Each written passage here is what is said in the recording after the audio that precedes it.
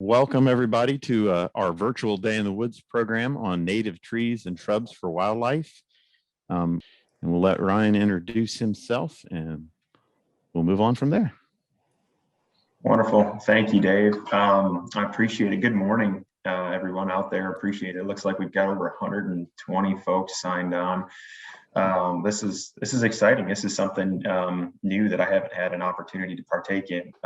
Zoom certainly isn't, given the day and age and where we're at, but I'm Ryan Boyer, and I'm the district wildlife biologist for the National Wild Turkey Federation. And I cover Michigan, Indiana, and Ohio. And Dave said this is something that, working on these efforts and collaboratively with our partners like Ohio State University Extension and state and federal agency partners and other NGOs throughout the state of Ohio to put on the ground conservation work done. So I'm excited to be here with you this morning and talk about this topic with native trees and shrubs. And then, I'm excited to be here with Dave and Marne, and I'll turn it back over to you guys to introduce yourself, and then I'll jump back on. Go ahead, Marne. Hi, everyone. I'm Marne Titchenell. I work with the Ohio State University. I'm in the School of Environment and Natural Resources, which is in the College of Food, Agriculture, and Environmental Sciences. It's the longest title ever, but happy to be here. I'm the wildlife program specialist, so I used to travel the state and do a lot of programming. Now, of course, we are virtual, but it's been fun. It's been a good time putting some different programs together, and I'm really excited about this one, and really excited to be presenting with Ryan and Dave as well on a topic that really interests me both personally and professionally. So looking forward to it. Glad to see you guys all here. I just typed in the web page for Woodland Stewards, which is a program where Marne does a lot of her programming through. Thanks. So that's a great website, and we'll share it later too. It's a great resource, so be sure to utilize it. And my name's Dave Apsley. I'm a forester natural resource specialist with OSU Extension, and I coordinate our Day in the Woods program. So I want to thank Marne and Ryan for being on today. One thing I forgot to do, and several people have already done it, but if you haven't already done it, please put in the county or just where you're joining us from. It's neat to see who's out there and where you're joining from. If you'll do that in chat, and it's a good way to practice. And then as we get into the program, if you have questions, we'll answer some live and we'll try to monitor as we go. We might hold some to the end. So use the Q&A feature, which should show up at the bottom of your screen. And with that, Ryan, thanks for joining us all the way from Michigan, and take it away. Excellent. I can't keep up with all the names and locations coming across the board, but we've got them from pretty much everywhere, it looks like. Yeah, wide swath. That's great. Well, good morning again, everyone. Appreciate folks attending. Dave and Marne, I'm excited to kick this off and do this with you. Our topic for today's webinar is native trees and shrubs for wildlife. And let's see, just make sure this advances. I don't want to go too quickly.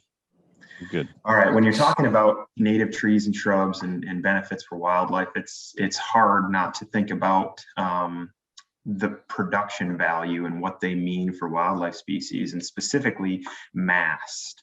And most of our presentation is going to be focused on mast and the benefits associated with the mast producing trees and shrubs. But what is mast? Essentially, just the fruit and seeds of trees and shrubs consumed by wildlife. So some of the examples that we have shown here in the pictures, for instance, are an acorn from a bur oak and some of the apples from a crab apple tree. And breaking it down between two of the categories for mast, you can look at species that produce hard mast and others that produce soft mast. And included within the group of hard mast are things like acorns, nuts, and seeds, for instance. And then soft mast includes things like berries, drupes, pomes, all your fleshy fruits. Your apples would be considered to fall under that.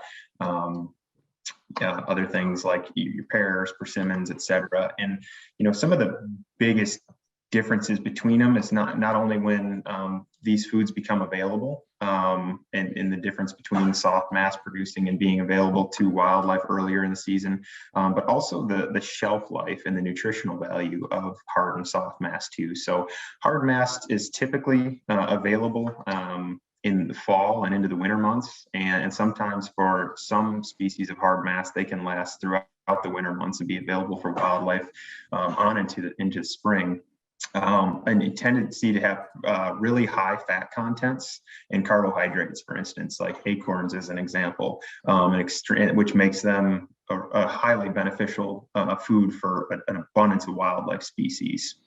And then shifting gears and then looking at soft mast, those have a tendency to ripen and become available throughout the summer months, and then some later into the fall, with a few species holding on to those fruits and being available later into the fall and even into the winter months. But they have a tendency to have a shorter shelf life, highly sought after in terms of wildlife foods.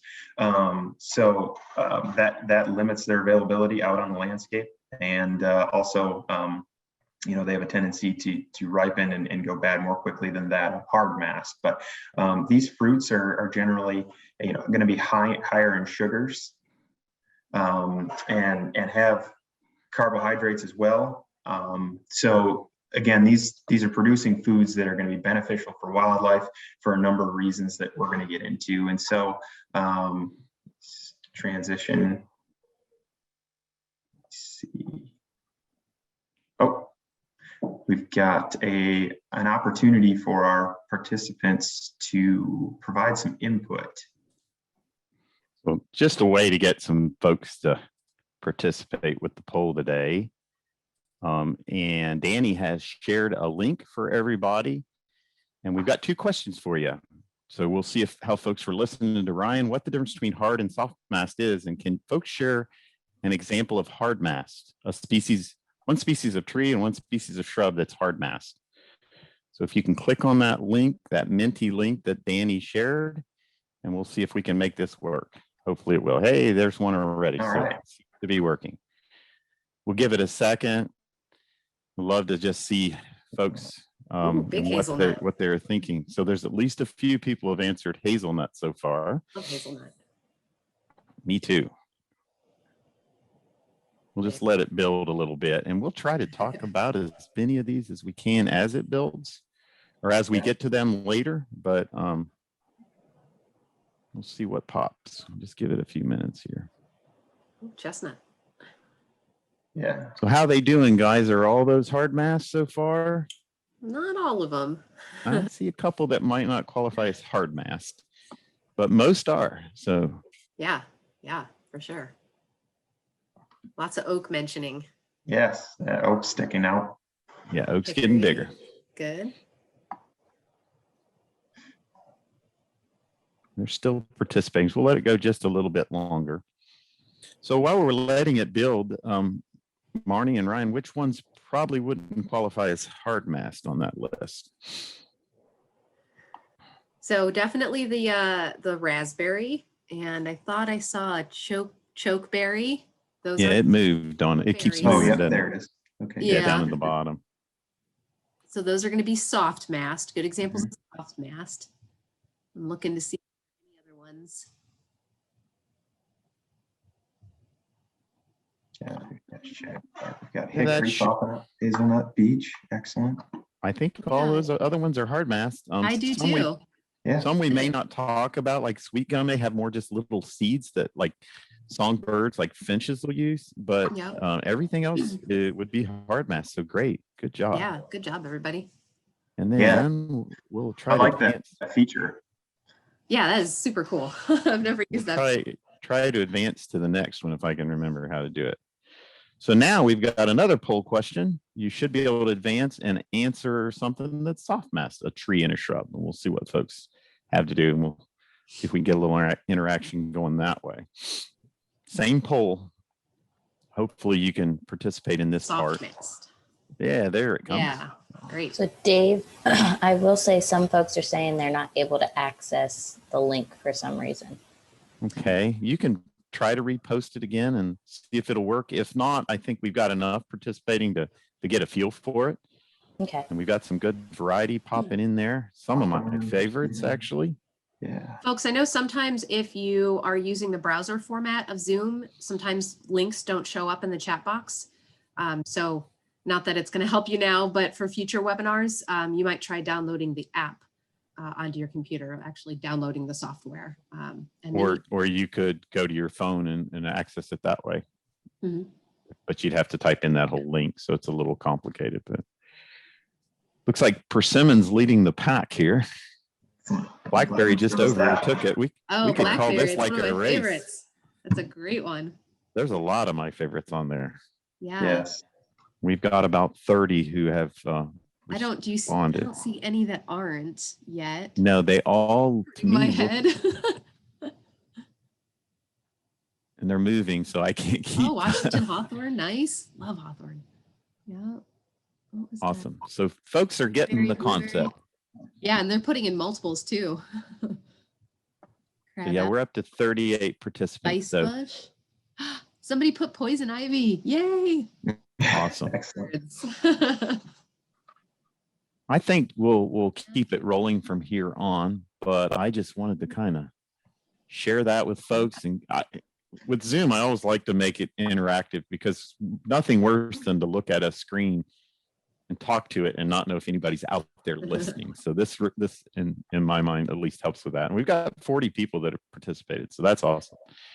So Melissa asked in the chat, why is poison ivy excellent? Good question, Melissa. It's not one that we get excited about as humans, but it produces these kind of whitish berries towards the end of the year and into the fall. And songbirds in particular really enjoy that. So, I always recommend, if you're interested in songbirds, to leave some of the vines out there as long as they're not, getting in the way of a trail that you're walking by or anything like that. So. Yeah, and I actually stand and look out my window, and there's a cherry tree with poison ivy growing on it. And I've watched our overwintering birds visit that all winter long. And it has beautiful fall color too, though. It absolutely does. Yeah, brilliant, beautiful red. Okay, thanks everybody for participating. We really appreciate that. And Ryan, let's see if you can still advance from here. If you lost it, we can try again. All right, here's the poll results. There you go. All right. Excellent. Well, yeah, that was really great. Get some feedback. And I think, in terms of the species that Marne and Dave and I had selected, obviously there's an abundance of species that we could focus on for both hard and soft mast species, but we had to try and prioritize and pick out some of the more ideal or maybe some of the ones that are more highly selected for by certain wildlife species. And so for this portion of the presentation, we decided to split it into where I was going to focus a little bit more on the importance of mast from a game species perspective. And Marnie's going to jump in and provide perspective from non-game species perspective, and follow that up with Dave talking about the how to manage for promoting these hard and soft mast species on your properties. So the two game species that we selected for this presentation are the white-tailed deer and the eastern wild turkey, which, as most folks on here are probably well aware of, they're the two most highly sought-after game species in Ohio and really throughout much of North America. Both of these species have shown the tremendous ability to be really adaptable to a lot of different habitat types and environments. And for that reason too, somewhat generalist in terms of foods that they can digest and consume, and foods that they select for. So with that, I thought that provided us a broad opportunity, as well as a lot of landowners and folks that reach out to us, the National Wild Turkey Federation, some of our partners, when they have an interest in learning more about managing their property for wildlife. Most, I would say, that contact us are thinking about it from a game species perspective. But the beauty, as you'll see in this presentation, as myself and Dave and Marnie go through this, is that there's so much overlap in these benefits that promoting mass production on your properties is going to have benefits to a wide array of wildlife species. So without further ado, I'm going to continue to move down. Okay, so the big thing to consider, and or one of the big things to consider, I guess you'd say, is thinking about these game species from their annual cycles. As the seasons change, so do the needs for different nutrients and selecting for different food sources. And a lot of this is driven based on the availability of these food types on the landscape.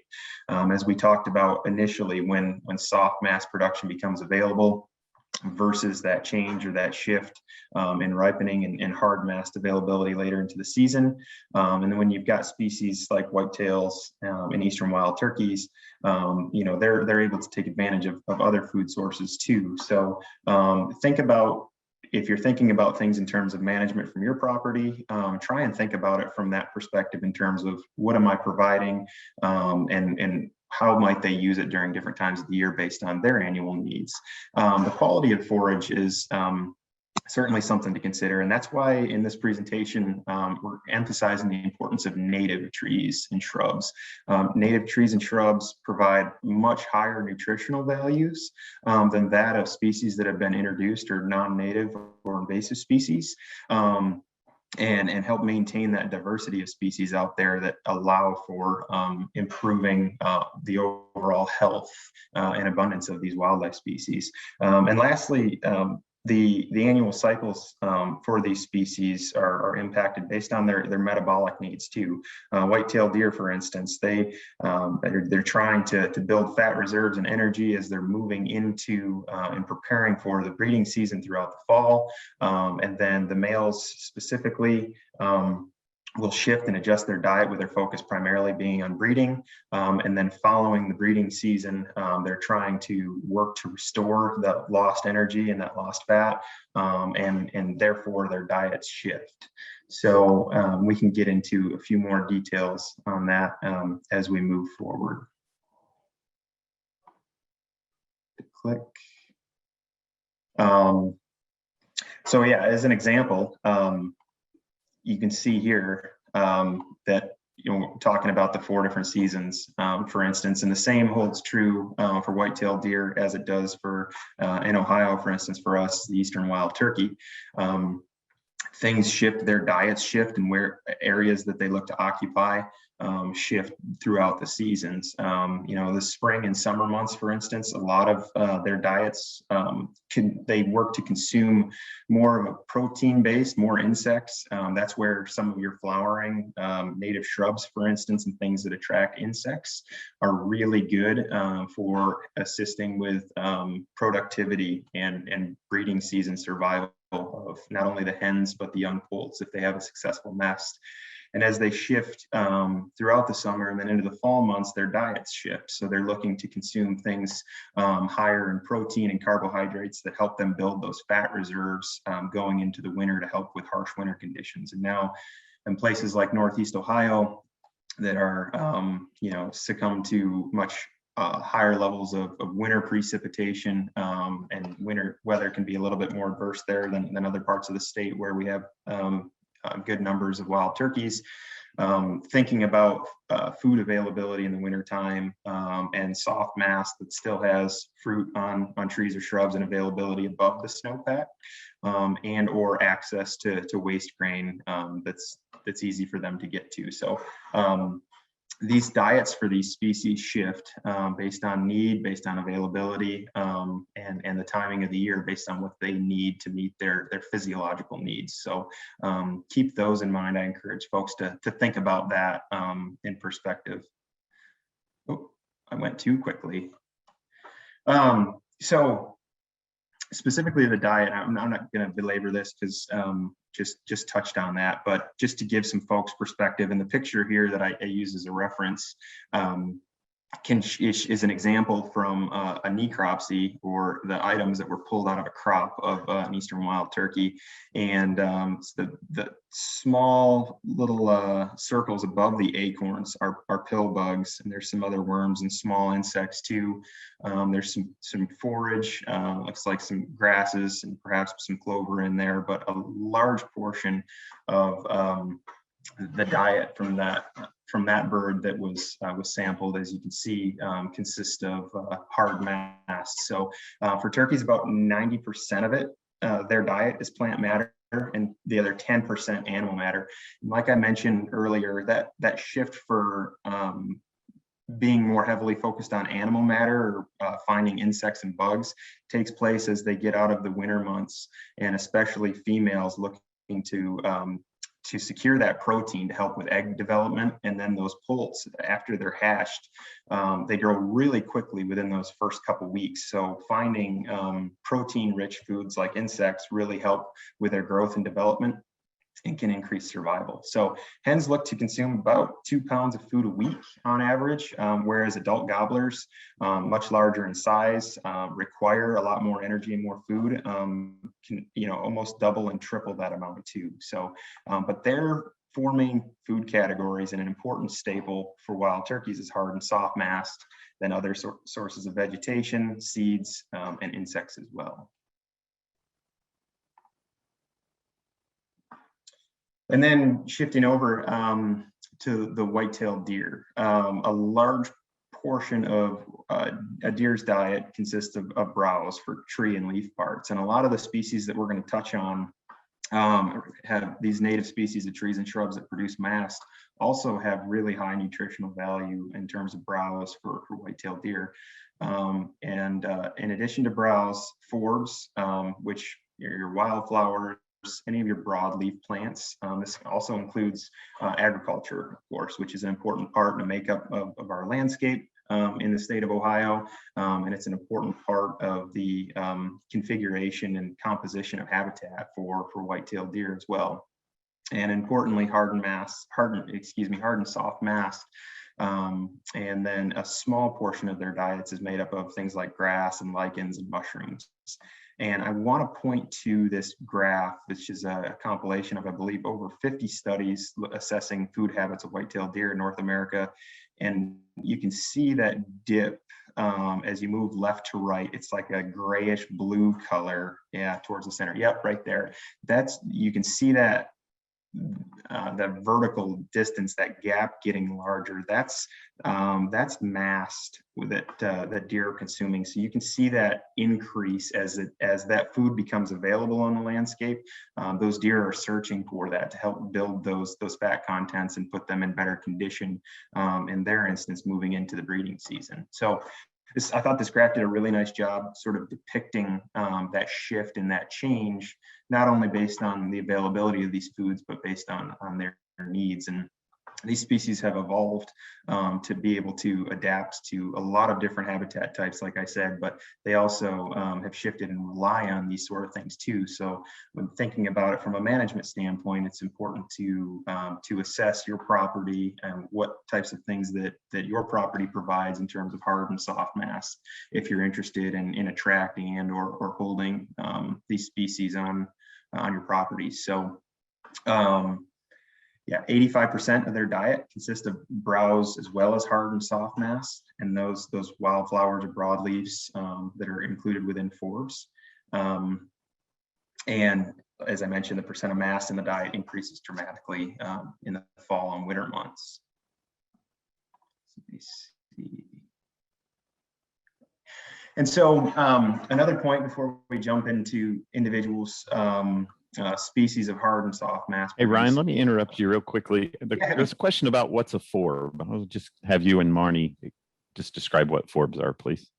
Yeah. Let's put a definition, but go ahead, Ryan. No, yeah, Marne, you nailed it. So herbaceous flowering plant, other than grasses. So it's your non-graminoids. Again, your broadleaves, like your wildflowers are going to be considered in that. Essentially, you can think about it as non-grass species. Marne, you want to elaborate any more? Nope, you covered it well. Okay, perfect. Thanks for adding that on the chat. So another thing to consider too, and this is an example, a sort of an inventory checklist that I've shared with folks that we actually have used in conjunction. I think comes from the Natural Resources Conservation Services in a diagram that they share with landowners. But it's important to think about if you're looking to attract or hold certain wildlife species on your property, to consider all the factors. And a big thing to consider, especially with wild turkeys and white-tailed deer, is these animals cover a lot of ground. Generally, their home range size on average is 1 to 2 square miles. That's an average though, and there's a lot of variability. And certainly, as you think about the different sexes between males and females, especially white-tailed deer, for instance, a year and a half or that year's male or buck fawn, as well as like a year and a half year old buck, is going to move out of what traditionally was their home range when they were reared, and look to establish a new home range outside of that boundary. And so they can travel sometimes great distances, as well as bucks that during the breeding season looking to find females going into estrus. They've had studies where they found these deer going 8-10 miles in Midwestern, throughout Ohio, Indiana, Michigan, et cetera. So within those types of habitats, these animals can move a long ways. And the same goes for eastern wild turkeys as well. During the breeding season, a female on a nest and rearing a brood can restrict her home range down to about 40 acres. But when you think about the rest of the time of the year, and as they shift and their diets shift and their nutritional needs shift, they can cover much greater distances. So think about that. But in regards to our presentation here, I'm covering hard and soft mast. The habitat component specifically we're focusing on is food, but in terms of some nesting cover, some of these shrubs that we're going to talk about can provide exactly that, some of that lowland cover and escape cover that broods if it's if you have a soft edge, for instance. And what I mean by that is not a clearly defined stop in your forested cover in an open field. If you've got an area that you allow to go fallow or mow periodically to give it some disturbance, you can start to see a response from some of these forbs, some of your brambles, your blackberries, raspberries, and things that produce soft mast, but they also provide some of that escape cover and attract insects, which make for good brood rearing cover. So there's a lot of overlap and interspersion between these types of things, but for the purpose of this, our primary focus is going to be on food.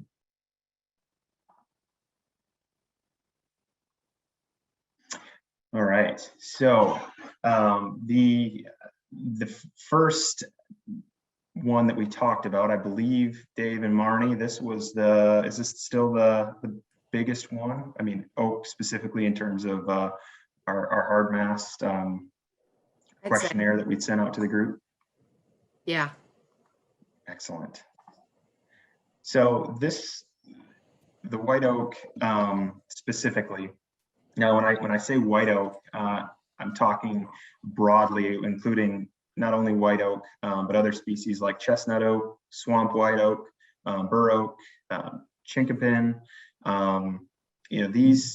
These provide a ton of wildlife value for white-tailed deer, wild turkeys, but a ton of other wildlife species as well. And they're one of the most highly preferred foods out there for wildlife species.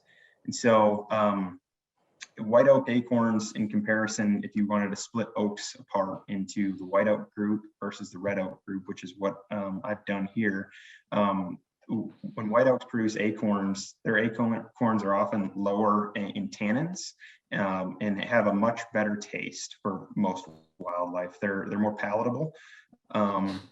And so because of that, they're one of the most highly sought after ones. When these acorns become available and hit the ground, it's a race to try and see which animals can get them. And so working on ensuring that you've got healthy white oak species and promoting mass production for them is going to be critical, and you'll see wonderful, remarkable responses from wildlife because of that. Now, white oaks often start producing their acorns after they've exceeded about 20 years of age, but produce intervals ranging from about 4 to 10 years.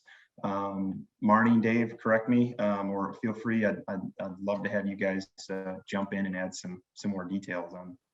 white Yeah, oak? they're highly variable. 4 to 10 is probably as good as any. You usually get some each year, but you get those bumper years that happen, and there's a lot of variables, weather and how long it's been since they produced their last big crop and everything. So they're highly variable.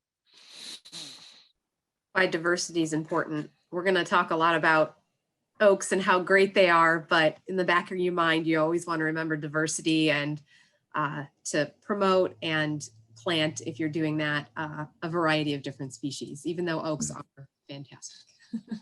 The only other thing to add to that, I think, is Ryan mentioned a bunch of white oaks in that group, and he mentioned swamp white to chestnut. And so realize there's a species of white oak that'll grow just about anywhere in Ohio, from the wettest site you can possibly think of to the driest ridge. So you want to select and work with the species that's best for the sites that you have on your property. Excellent. Thank you both. Yeah, there and some of these pictures, I should mention too that we've been able to pull into this presentation for these purposes that come from iNaturalist and research grade, research quality. Thank you again, Marne, for that tip and finding some of these additional great pictures. So we tried to select for pictures that were representative of some of maybe the more common species, but you know, there are other species that fall under these, as Dave mentioned. So if you ever have any questions or concerns, or you know, thinking about what species you might have on your property, or questions regarding identifying them, Dave's got some great tips in this presentation in terms of folks you can contact to help you with that. So with that, I will jump over to the red oak group. Red oaks, again, there's a number of species that fall under the red oak group, and for this presentation, and Dave and Marne, feel free to jump in if I miss some. Thinking about northern red oak, for instance, black oak, shingle, pin oak, and scarlet. And now, you know, there's, again, these occupy a variety of different soil types and slopes, and you know, a species like pin oak, for instance, are traditionally ones that you would find in wetter soils, maybe adjacent to certain wetland habitat types.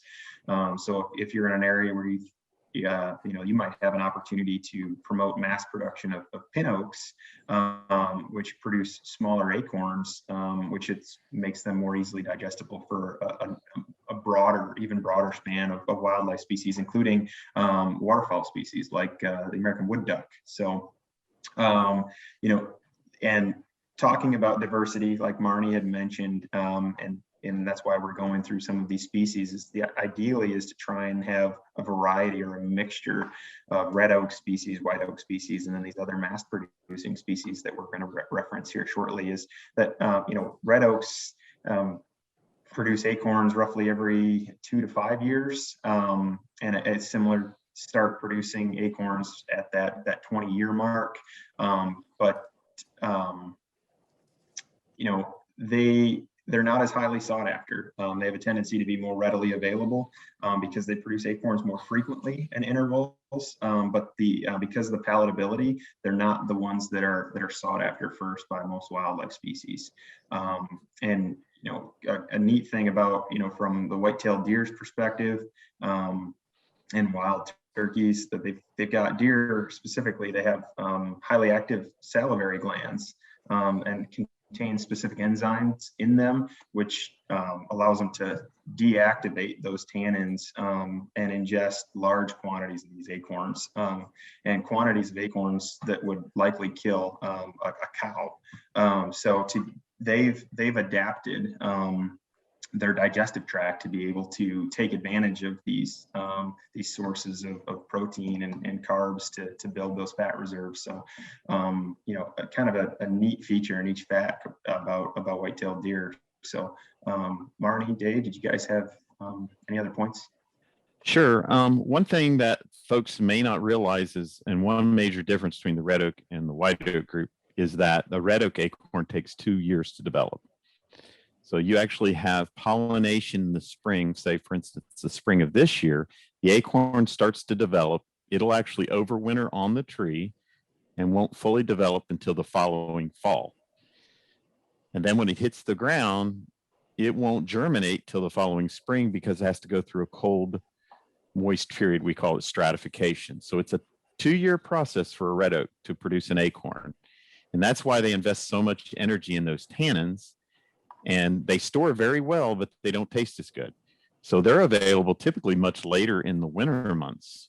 And when deer and other animals get hungry and you get into, say, late February and there's not much else out there, they're not as picky. Where a white oak acorn, you'll have pollination in the spring, the acorn develops fully in the fall, and when it hits the ground, the root starts to come out and they start to grow. So they're very nutritious early on, but they quickly lose their nutritional value because as that root starts to develop, they're taking energy out of that acorn. So there are advantages to having the mix. And the fact that they pollinate in different years, we might have a really bad late frost this year or bad conditions for pollination for white oak, but the red oak would have been pollinated the previous years. So it's good to have that mix because you can have acorns, and that's why you have peak years of acorns that are different sometimes in red oak and white oak. So just more cool facts about our oaks. It's fascinating how they've evolved and vary. Ryan, if you want to go on to the next slide, yeah. I can talk a little bit about the value of oaks to our songbirds. So at the end of Ryan's presentation here, I'll kind of talk generally about pollinators. So for now, I'm just going to focus on songbirds. So for any of you pollinator fans out there, just wait, I'll get there. But as far as songbirds are concerned, oaks have great value. Okay, and I'll give you just two examples. If you look at the picture on the left of a chickadee with a yummy little green caterpillar in its mouth, oaks support a large number of lepidopterans. And so lepidopterans, that would be our butterflies, our skippers, and our moths. And by a large number, I mean over 500 different lepidopterans. And that's the genus oak. So oaks all across the country. That said, an oak is going to provide a lot of bird food, okay? And as you can see from that statistic, caterpillars are really important to our songbirds. Some of them focus largely on invertebrates during the growing season. That's what they're depending on, especially our migratory species and things like that. But for birds like the chickadee, that they eat a lot of insects, but they'll incorporate some other things throughout the year, especially during the winter. They'll eat some berries, they'll eat some seeds. But during the growing season, the caterpillars are what they're looking for to raise their young. And there was some research done by Doug Tallamy, and he said that it takes close to 6,000 caterpillars to raise one nest of young chickadees. So that's a lot of caterpillars, and that number will kind of fluctuate here and there depending on how many young there are. But that just kind of gives you an idea of what the birds really need out there. And so something important to consider, which of our tree species really support those caterpillars and what that means for songbirds. And then finally on the picture on the right, I like to say that oaks get better with age, especially as it pertains to our cavity nesters. So certain species of songbirds, and I think there's a couple of pictures that you can pop up, Ryan. Sorry, I thought they were not on animation. So there should be a couple more pictures maybe on the right. And if they don't pop up, that's fine. Yep, and there should be one more. There we go, just so we can all see them. So that top one, that beautiful yellow bird, that's the Prothonotary Warbler. It's our cavity nesting warbler. But we have lots of cavity nesters like our chickadees, nuthatches, woodpeckers, and even our barred owl that you see below the Prothonotary Warbler. And all of those species are looking for cavities in trees. And oaks are one of the species that tends to form more cavities with age as they get older. And that's really important. And of course, when we start talking about some of our mammals, cavities are really important to them as well. So really important forest resource that oaks and some of our other trees can provide. So beech would be another example that tends to really form cavities with age. And I'm going to turn it back over to Ryan because I think he's going to talk about beech next. Unmute and yeah, absolutely. So we're gonna shift to the American beech. Again, another staple in terms of diets for wildlife species, especially these two game species. The beech nuts, again, similar to others, producing the beech nut, and it's available during the fall and winter months for wildlife species. They typically start producing at about 40 years of age, 40 to 60. And in terms of intervals for mass production, you're looking at about 2 to 8 years. And so, again, these are probably one of the more easily identifiable species, maybe. Have a tendency to hold on to their leaves, far into the late fall and winter months. They have some fairly recognizable characteristics about them that make it a little bit easier to identify and inventory them on your properties. But I'll turn it back over, Marne, and let you hit on those points, and Dave as well. Yeah, so beech it's a good one to have out there. It's highly preferred. Some of our larger birds, red-bellied woodpeckers pop into my mind, blue jays, they'll really go after those beech nuts.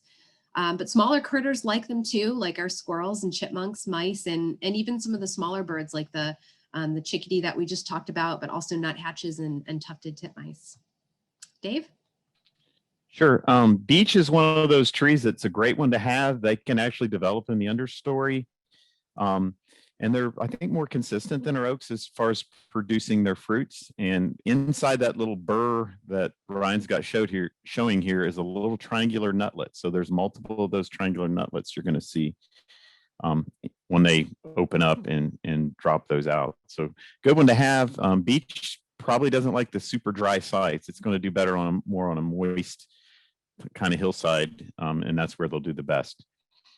I had a comment in the chat about my mic breaking up. Does it seem to be coming through clear, or do I need to switch mics? Sounds okay to me. Okay. Yeah. Okay, If thanks. not, folks, let us know.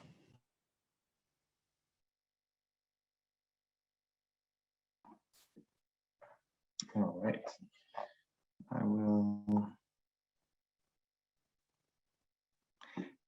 shift to the last hard mass producing species that we outlined for this presentation, which is inclusive of hickory species. And now under that, we're including species like shellbark hickory, pignut hickory, and bitternut, and believe shagbark hickory, leave all of those in the photos there that I'm sharing there is what we're referencing. But again, each one of these hard mass producing species that we're outlining is provides critical food source for these game species, and then a host of non-game species. And in terms of production, you start seeing production of hickory nuts at around 20 to 25 years, and then start producing it at intervals of 2 to 3 years.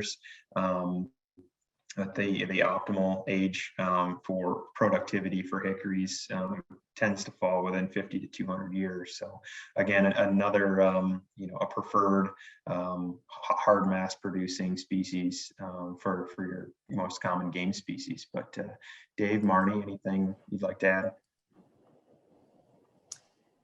Oh, there's so much. I love hickories. Me too. They're great. So let's see. We've definitely seen connections between the shellbark and the shagbark with our bat species. As you can kind of see from that picture, the bark kind of sloughs off away from the tree, and that creates some nice little roost spots for bats underneath them. So great for some daytime roost sites for our bats.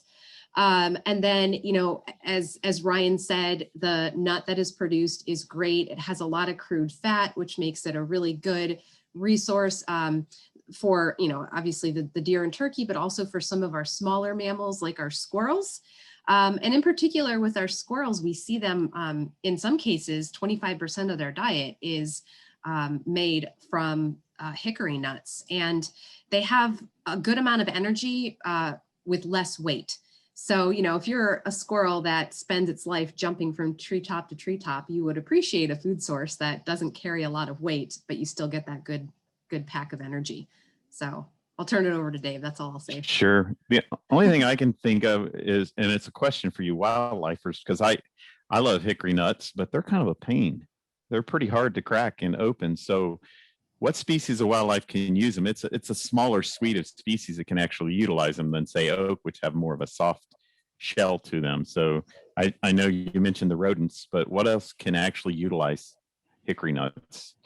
I think some of your bigger birds. So blue jays have that really strong, tough bill. Some of the woodpeckers can probably get at them, but largely it's squirrels. Ryan, any other?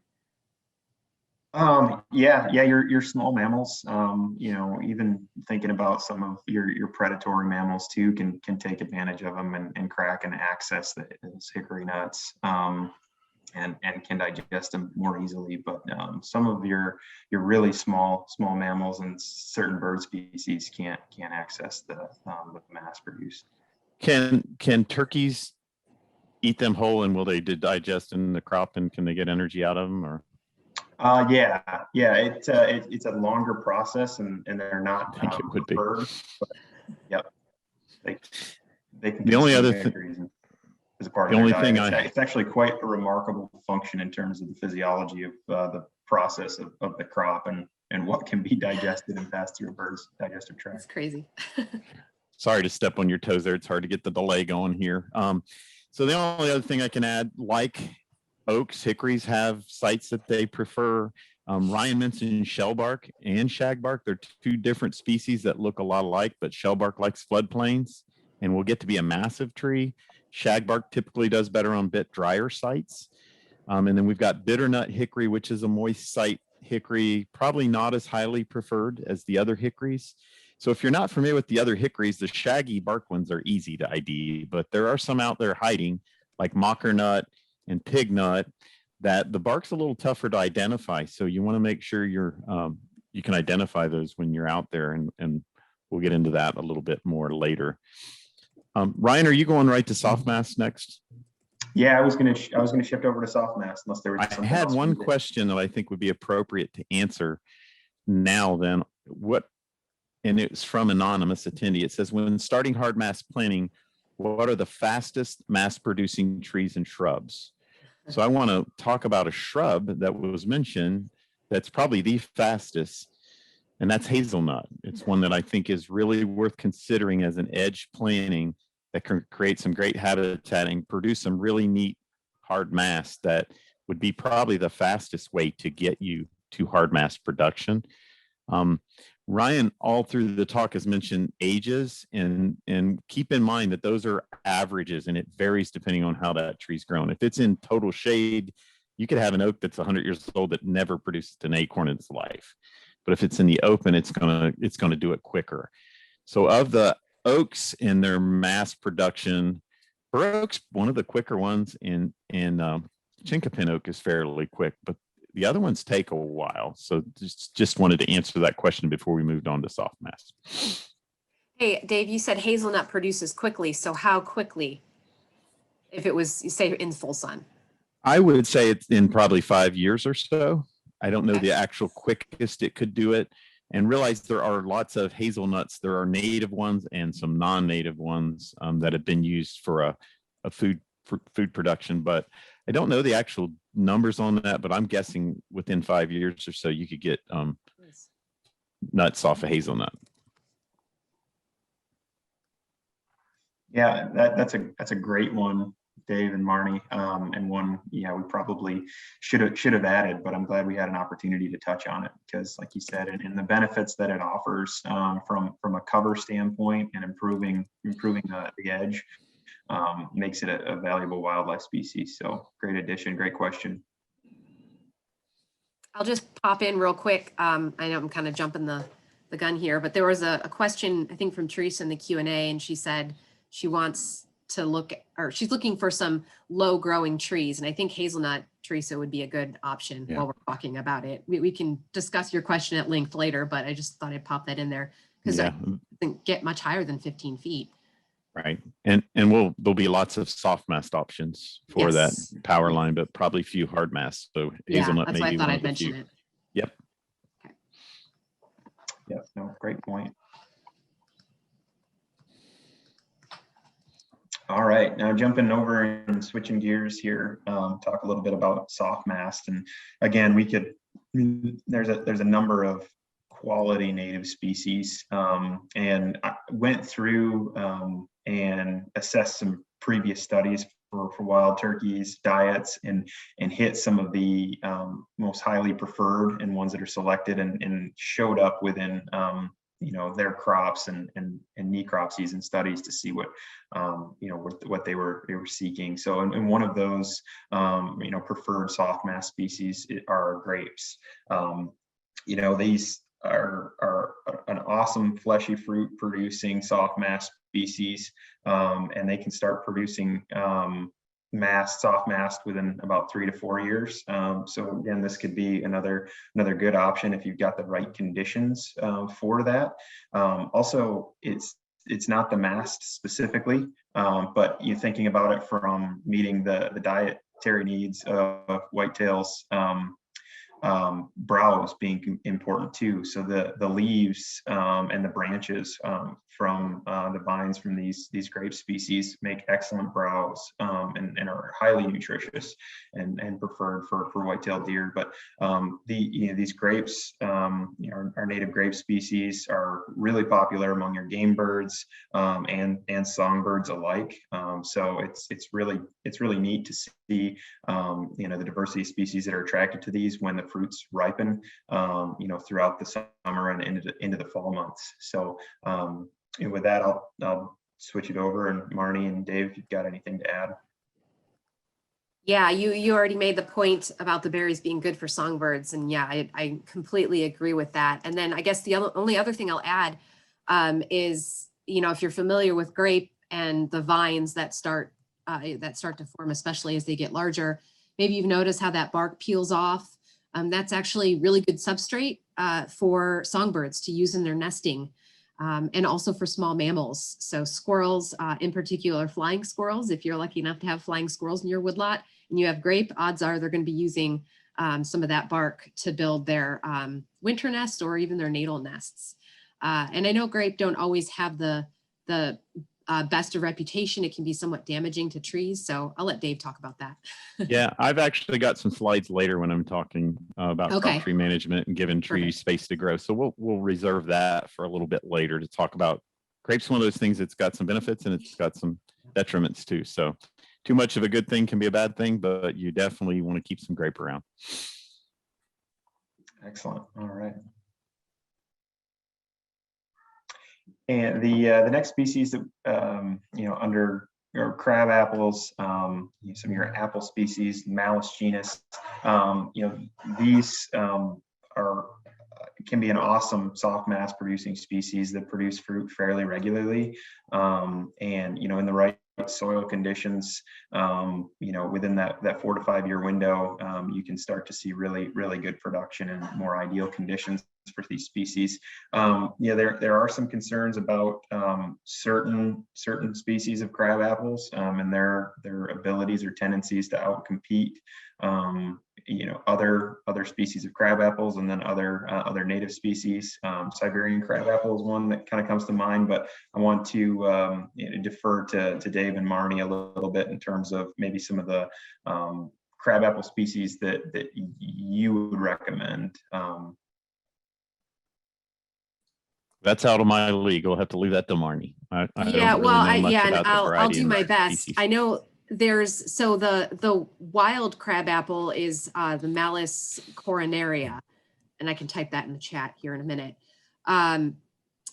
So that's the only wild one that I know of, and I have not read about that one being overly competitive.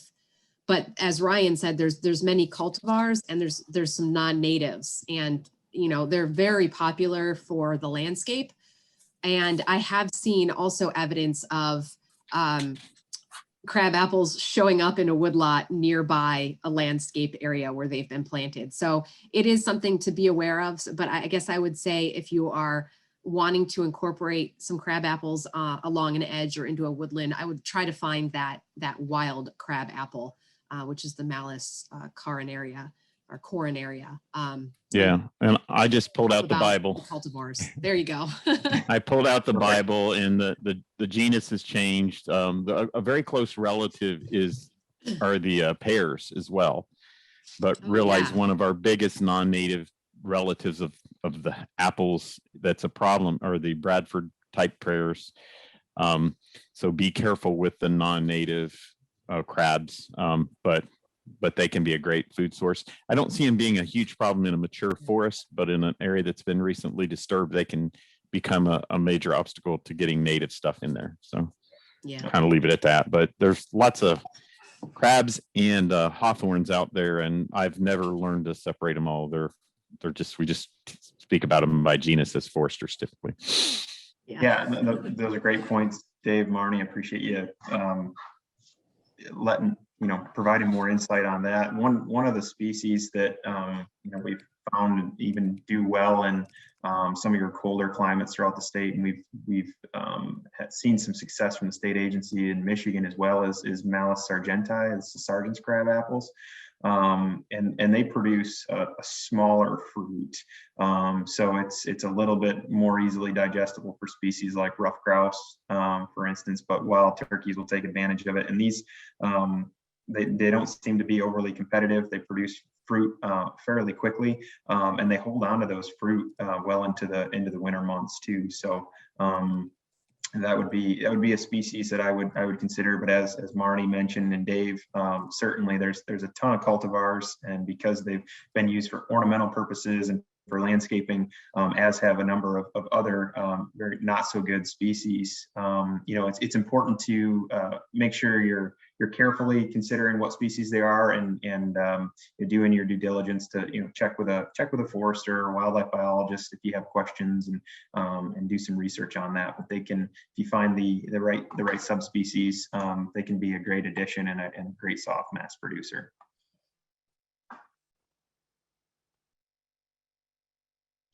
Right. And then another great one, in my opinion, dogwood. They're really pretty to me. They stick out when they flower. The fruits that they produce are noticeable, recognizable, and maybe when I was first learning to ID trees and shrubs, this was one that came to me a little bit more easily. But we've got gray dogwood, for instance, and there's a few different subspecies found throughout Ohio. Flowering dogwood is, and Marne, Dave, jump in, probably one of the more common dogwood species found in Ohio. That'd be a correct, fair assumption. Yeah.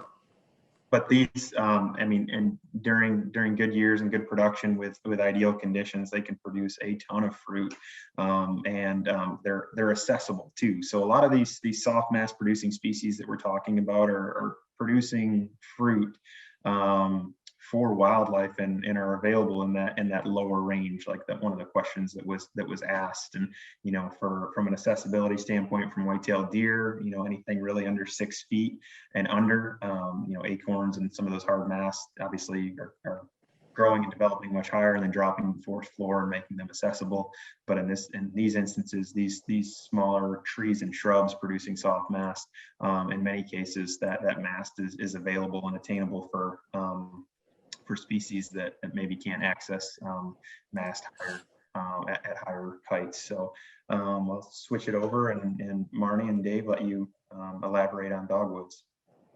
So I'm sorry if you mentioned it. Did you mention that this was the gray that people are looking at? Or Yeah. at least the berries there? Yeah. Okay. Sorry.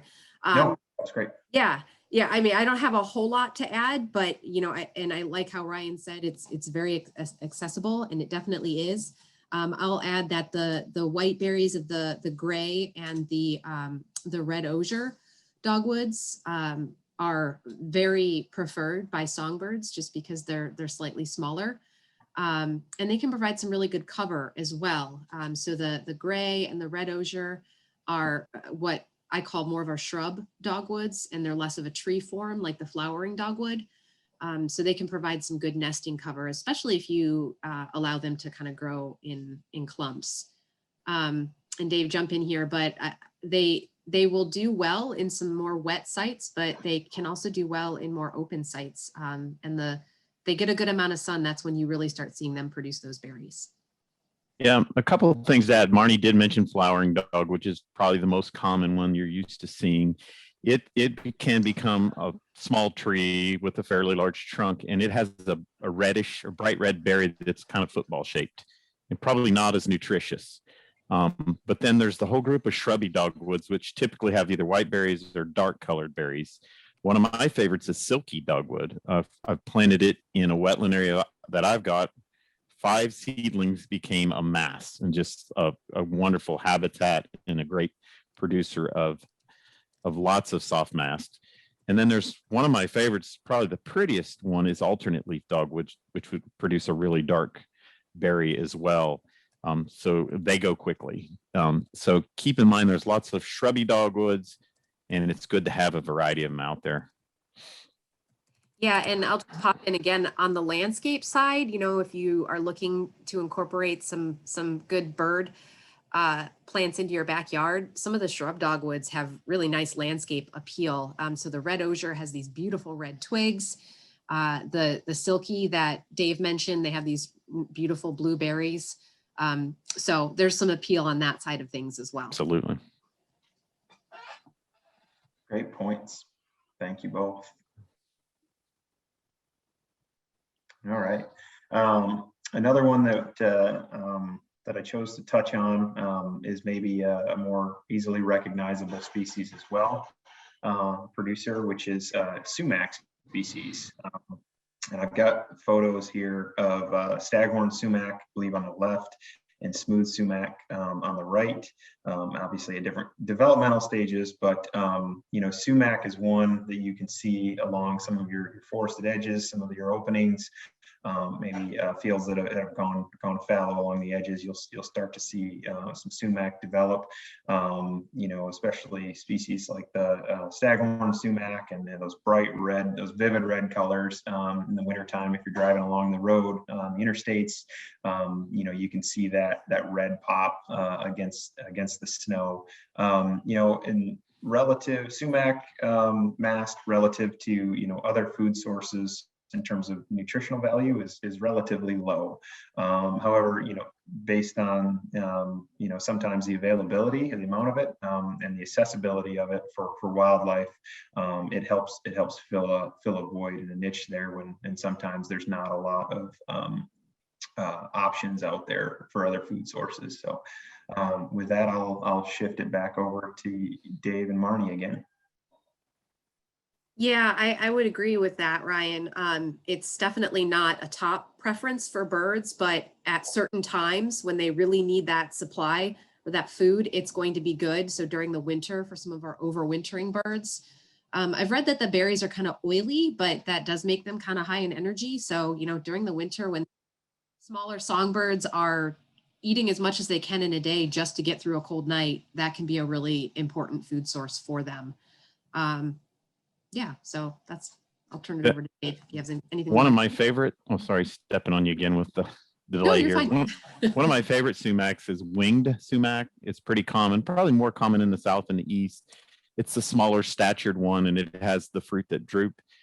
But they're absolutely beautiful, real glossy red foliage, like Ryan mentioned. They like edges. So again, if you're trying to incorporate some shrubs, a little mass planting or planting a few sumacs will give you a nice mass eventually, because they will spread clonally. And just remember that even though they're not super nutritious, it means they're probably not consumed right immediately. So our resident wildlife species live here year round. So the real fleshy fruits don't store well and they get consumed quickly. So these species need year round. And just like us, we have our preferences, but when we get hungry, we're not as picky. So just kind of keep that in mind as a good analogy that I see sumac sit all winter long, and then late winter, you'll notice with snow cover, the birds are attacking it and they're all over, what's left of them are all over the ground. And even deer will munch the whole tops out of those when they get hungry and desperate. So good to have that mix. Yeah, it's a good example of a species to get in there to really provide food throughout the year for wildlife. And Jamie just added one that I forgot all about, and I've got one growing right on the edge of my deck here, is Fragrant Sumac, which is more of a vine. A lot of people get nervous when they see Fragrant Sumac because it looks a lot like poison ivy. It's a relative, but it's a low-growing trifoliate like poison ivy sumac that is another great option. And I'm seeing a lot more in the landscape on islands and shopping malls and stuff. So yeah, that's an awesome one for your landscape if you need something low growing. It's also not as tasty to deer as some of the other plants you might get out there. So right. It's a good one if you have some deer issues in your landscape. Great additions. Great comments. All right, the next one that we chose were your bramble species, inclusive of blackberries, raspberries, and briars, ones that have a human benefit too. I think probably most of us have had an opportunity to go out and pick these berries, enjoy them for ourselves, but they're equally as delicious and beneficial for wildlife species, given their size. It makes them palatable and easily accessible for an abundance of wildlife species. The leaves are high in nutritional content in terms of browse for white-tailed deer. They provide good ground cover for wild turkeys, attracting insects, and they'll also eat the fruits too. So from a game species, managing for your bramble species that are producing fruit along your forest edges, provide an awesome source of soft mast, and you can take advantage of the fruits as well when they ripen. So and an interesting note, I was recently informed by a gentleman, Dr. Craig Harper, who's done a ton of research on early successional habitats, which your young forest species, and then your species that respond to disturbance or a recently mowed area, or an area that had a prescribed fire that will respond. And Dave's going to talk a little bit here shortly about how to manage for these species to enhance and improve mass production. But he did an assessment on the nutritional value of species like your brambles for the 3 primary nutrients needed to help with development and antler growth for white-tailed deer, and had found that comparing these native species, these bramble species, and their nutritional value to some of the more common cultivars used in food plots, for instance, that are introduced and that have come from Europe and Asia, that they far and above, these native species far and above, provide so much more nutritional value and aid with antler growth and development than do these cultivars that are often sought after for putting in food plots too. So some things to keep in mind if you're hoping to manage your property for improving wildlife habitat. These species have multiple benefits, so really and fairly easy to recognize. They do overlap and fall under the rose family though too. Need to be considerate of species like Multiflora Rose, which are non-native invasive species. Yep. I see there might be one right in the mix here. This is the raspberry here, and I'm pretty sure this is a rose here. So, and if you have, oh, sorry, Marnie, did I? Nope, you're fine. I was just laughing. Yeah. So yes, it's something that unfortunately I've got on my property here behind my house that I'm working on trying to eradicate. But yeah, it's certainly something that there's some slight noticeable differences, and taking the time to research that and figure that out, you can fairly easily identify your native species to these non-native invasive species. But with that, I'll turn it over, Marnie and Dave, and you. Yeah, I don't have much more to add. I think you talked about brambles really well. They're awesome on so many levels. The cover that they provide is fantastic, especially the blackberries. And then if you can get your black raspberry in there as well, their canes grow a little bit more upright, and then they kind of arch over, which provides some really good open area at the base of the ground. So, for your ground foraging birds that need overhead cover, it's really nice for them. And correct me if I'm wrong, guys, but I think the black raspberry berries come out a little bit sooner than the blackberries. So if you can get them both, then you kind of have a longer period of fruiting, which is good for everybody. Sure. Just the thing to mention about rose, there are some native roses. So if you go on a mission to fight your multiflora rose, realize there are some native roses, especially in wetland areas. I have swamp rose, which produces these really big rose hips, which are a more of a dry fruit that's probably not super highly preferred, but will be available later in the season. And then there's some that grow on little drier sites. So just keep in mind that not all roses are non-native. And they are absolutely beautiful when they're in flower and great for pollinators as well. Dave, we have Extension has a Multiflora Rose bulletin. Is that still one that you recommend, or does it need updated? I actually tried to find it this week and couldn't find it. As far as controlling rose and identifying. I think it's on Woodland Stewards, so I can put it in the chat box. If you think it's Penn State actually produced a good one recently on controlling multiflora rose as well. They've got a new series that Dave Jackson, if you'll do a search for Pennsylvania State University Extension and Dave Jackson, you'll find some more current pubs. The one that was produced by OSU was actually produced by some folks that were more pasture specialists. So you got to be cautious a little bit because some of the recommendations might not work as well in a woods or a natural setting. So okay, that's what I was asking. Sure. Then I believe we've got just two more species of soft mass producers that we're going to touch on here, and one being falling under the cherry family.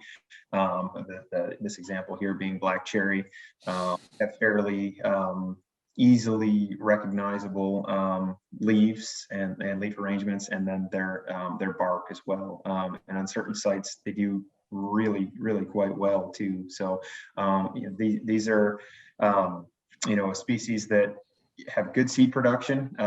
It takes a little bit longer to get to the point where they're producing good seed, probably around 30 years. Dave, Marne, correct me if I'm wrong, and producing seed at intervals anywhere from 1 to maybe 5 years on average. With that, again, provide they fill in and provide a niche and a food source there, even after some of these other soft mass species have ripened and been available. Then later into the summer months, then you'll see these the fruits from the black cherries be available for wildlife, and it's a great food source for a ton of wildlife because of the accessibility and the size of it. Dave, Marne. Yeah, songbirds love cherries because of the small size, and they're usually produced rather abundantly. And then cherry, I would say, is another genus, like we talked about with oaks, that support a lot of lepidopterans. And so in the case of birds, that would be, some good bird food, but they are also host plants for some of our showier butterflies that we enjoy seeing, like the eastern tiger swallowtail and the red spotted purple, which is one of my favorites. So great trees to get out there. And there's quite a few cultivars as well, on the landscape side of things that are going to be great in producing some berries as well as very attractive to pollinators. Yep. Nothing really to add other than, like Ryan mentioned, wild black cherry especially is one that can live a long time and be up in the high canopy of a forest and still be producing really valuable soft mast. And then when they start to die, I noticed pileated woodpeckers just love them when you have a dead or dying wild black cherry. So that's just another cool feature I've noticed around here. Makes me nervous that I've got one out the door that they've been working. So I got to get it down pretty quick. It's too close to the house. So. Excellent. The last one from the individual species of soft mass that we chose to touch on were persimmons. It was it had been a while. I actually only tasted my first persimmon fruit probably 6 or 7 years ago, but I had since come across an awesome recipe for making these persimmon cookies. So I try and sounds good. Oh yeah, they were delicious. But you know, perhaps maybe in my opinion, one of the more recognizable features of persimmon trees are going to be the bark, and the pattern that you see on that bark, which is unique. It's neat looking. Great fruit production.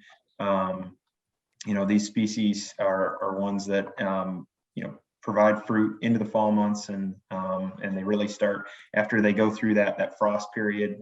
It helps break down and increase that sugar value, and you know, something that you're going to see a number of species benefit from. I think, Dave, you've got a camera on a persimmon tree by your place. You've seen a ton of wildlife response for those persimmons. So not just your deer and turkeys accessing the fleshy fruits, but other critters as well.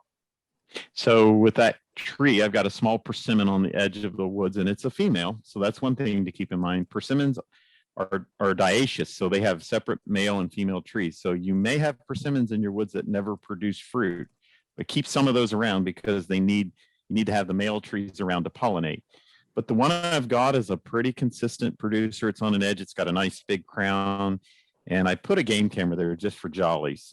Obviously deer coming in, but coyotes in the middle of the day, when those fruits are ripe, you can smell them from I can even smell them. So I can't imagine what a coyote smells. But I've seen coyotes, I've seen gray fox, I've seen possum, raccoon, and deer, I think, are the main ones that I've seen that show up on the game camera anyway. And then I'm sure lots of birds come in and pick around on them as well. They have a very large seed. So when those larger mammals eat the whole persimmon, then they digest them and pass them on and spread them around. So persimmons is one of my favorites. If you're a deer hunter and you've got persimmon that is ripening, it's a great place to hang out if you're hunting as well.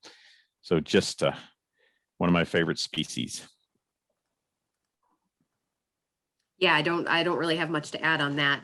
But yeah, you're right, Dave. There's some of the larger birds like woodpeckers and cedar waxwings that'll peck at the fruit. But I think for your larger mammals and birds, it's a great resource.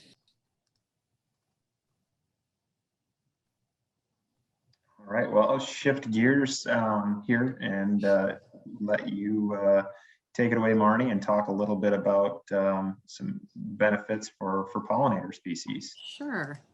So Dave, do you want to give me the power to advance, or or Ryan or whoever, do you want me to just tell you? I can just tell you and you can shift on. I don't believe there's a lot of animation. Oh, it seems like I can control now. Okay, we'll see how this goes. All right, so like I said earlier, I wanted to just finish up by talking a little bit on pollinator habitat. And right away, I just want to stress, and hopefully a lot of you realize this already, that you know, there's many resources for pollinators within our woods as well. So maybe you're looking at those two pictures and it's really a trick question. They're both good pollinator habitat. Okay, the one on the left with all of those forbs are going to provide, you know, of course, maybe some host plants where the females of butterflies and skippers and moths will lay their eggs. It's going to produce some good pollen and nectar for our bees. But then, you know, our woodlands have a lot of resources for pollinators. And so that's what I want to talk a little bit about. So let me see if I can.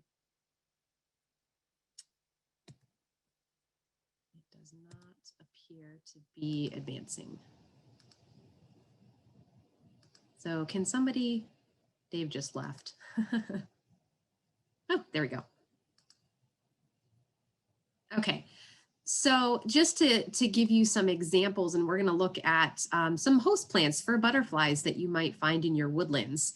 So the first one that I popped up here, we have the violet, which is the host plant for the great spangled fritillary. And this is a beautiful butterfly that will commonly come out and visit a sunlit pollinator garden. If you have that in your backyard and you have your woodlands, you'll see them visiting from the woodlands where they find their host plants. And then right below that, we have a blooming black cherry. And this would be the eastern tiger swallowtail butterfly. So you'll see them using black cherry. I think I mentioned that earlier. They will also use yellow poplar and ash as a host plant. And then at the very bottom there, we have willow. So black willow is a host plant for, it's not advancing again. There it is. little bit of a delay there. Maybe you're looking at that. How many of you, pop it in the chat. What species are we looking at before I give it away there? What species is that butterfly? So I see a monarch. Any other guesses? There you go. Linda, Val, Kelly. Yeah, it's a viceroy. This is a tricky one. It looks so much like a monarch, but it's not. It's actually the monarch mimic. And so this is a viceroy, and it will use willow as a host plant. It's also going to use poplar and aspen. There's a few other examples.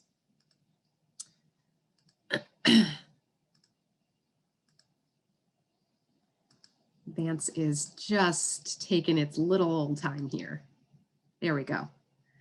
So I mentioned this earlier when we talked about oaks, and I think I mentioned it with cherry, but many of the trees and shrubs that we've been talking about today are going to provide nectar and pollen to bees and other pollinators. And then they're also going to be host plants for the lepidopterans. So I wanted to post this up here for you, just to give you some ideas of, if one of your objectives is to really put some good food out there for the songbirds and some good resources for pollinators, this is a good list to work from. So you see the oaks, you see the willow right up there, the cherry right below it, and the birch. And so these are by genus. So obviously there's going to be a lot of different species that would fall within this.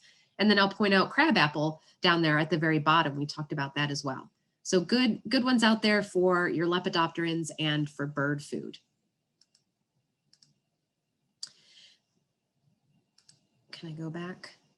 No, can somebody go back? I don't know how to go backwards. Dave, one more. Perfect, thank you. Oh, no, too far. Okay, I got it. Oh no, too many people. Can you go back one more? Yay, okay. So if you're not aware of this fact sheet, this is a fact sheet that was done by Denise Ellsworth, who is with OSU Extension. She's our native bee and pollinator specialist. This is a really great fact sheet, and she talks about our native trees, and it's mostly trees. I think there might be a few shrubs in there, but it's mostly trees that are good nectar and pollen resources for bees. So that's a great list to work from. You'll see some of the species we talked about today, as well as many others.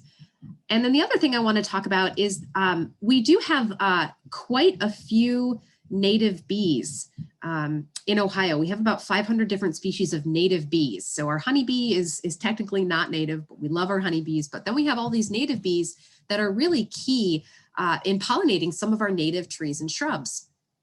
And you see there on the screen that if you look at all of those native bees in the US, over 700, 25% of them are really picky. So they're pollen specialists, which means they're really picky about where their pollen comes from. And so sometimes they'll go just to a plant genus to collect the pollen that they need, to the females specifically to provision and provide food for her eggs and for her young. Some of them are really specific, where they are looking at a specific plant species. And so if you're not aware of this, I just thought I'd mention it. And some of these pollen specialists are looking for pollen from our native trees and shrubs. And one example is this Willow Miner Bee. And I'm sure you can guess which plant it is looking to get pollen from, and that would be our willows. And I'll pop up a list here in a couple minutes of some of the other tree and shrubs that provide pollen to these pollen specialist bees. And of course, it's probably no surprise that many of these specialists are declining in their population numbers because sometimes when you're really picky and it's not your fault, if any of you have some food issues or allergies, it's very difficult and it can be very difficult for these bees as well.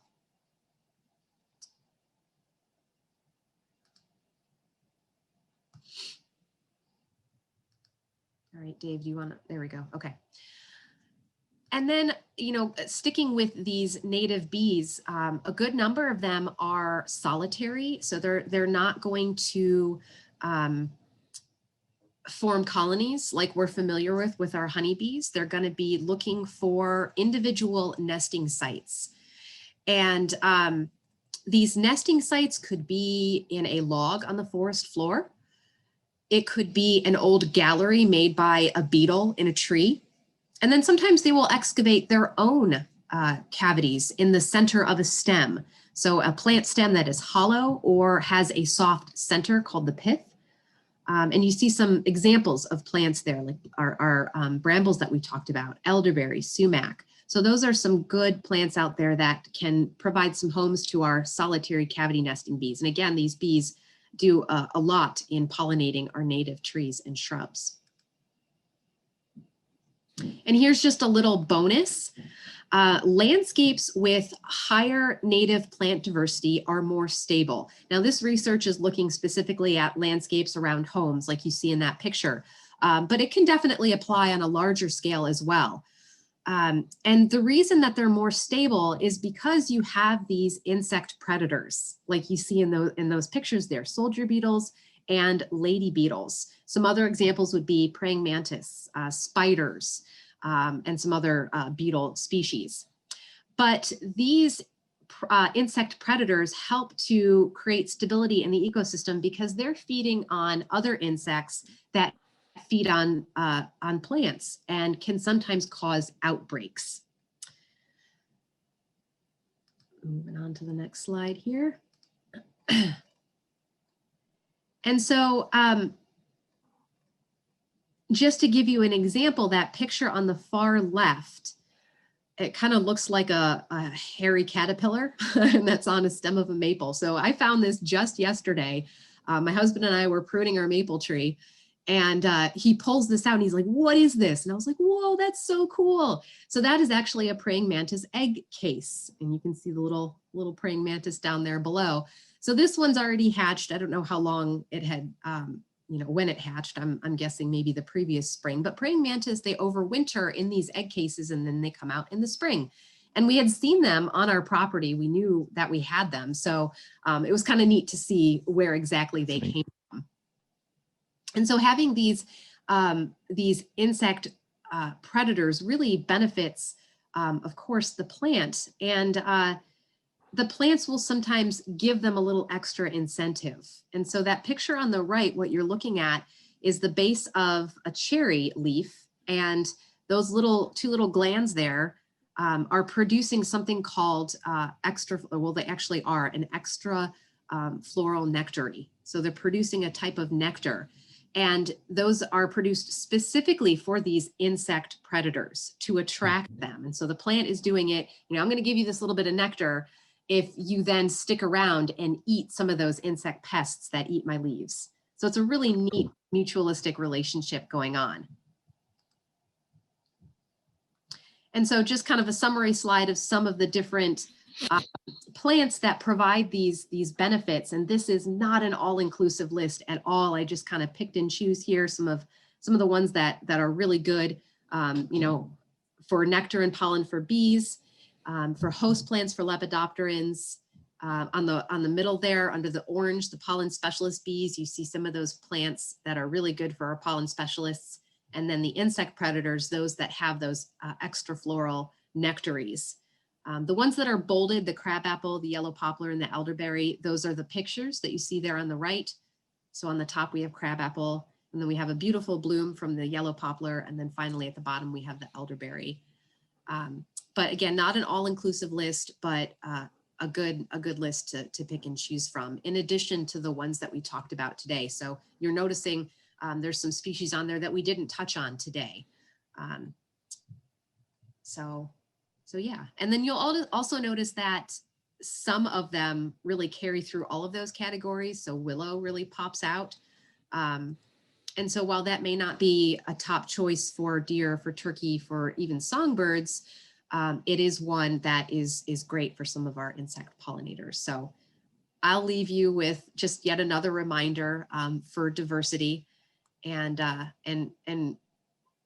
really try to get a variation of plants out there for wildlife that will, support a stable ecosystem as well as a healthy food web.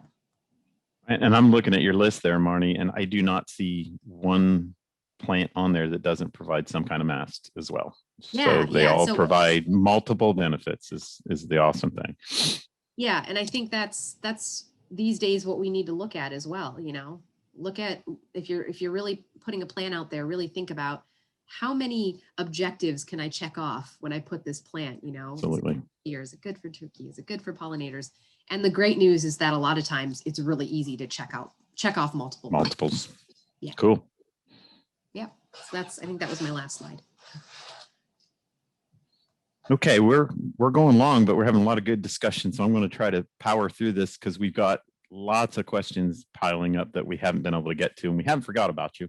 But I want to just go quickly about some tips on how you might manage your trees and shrubs that you've already got, or how you get some different variety out there that you may not have already. So the first question is, what is an Ohio Buckeye?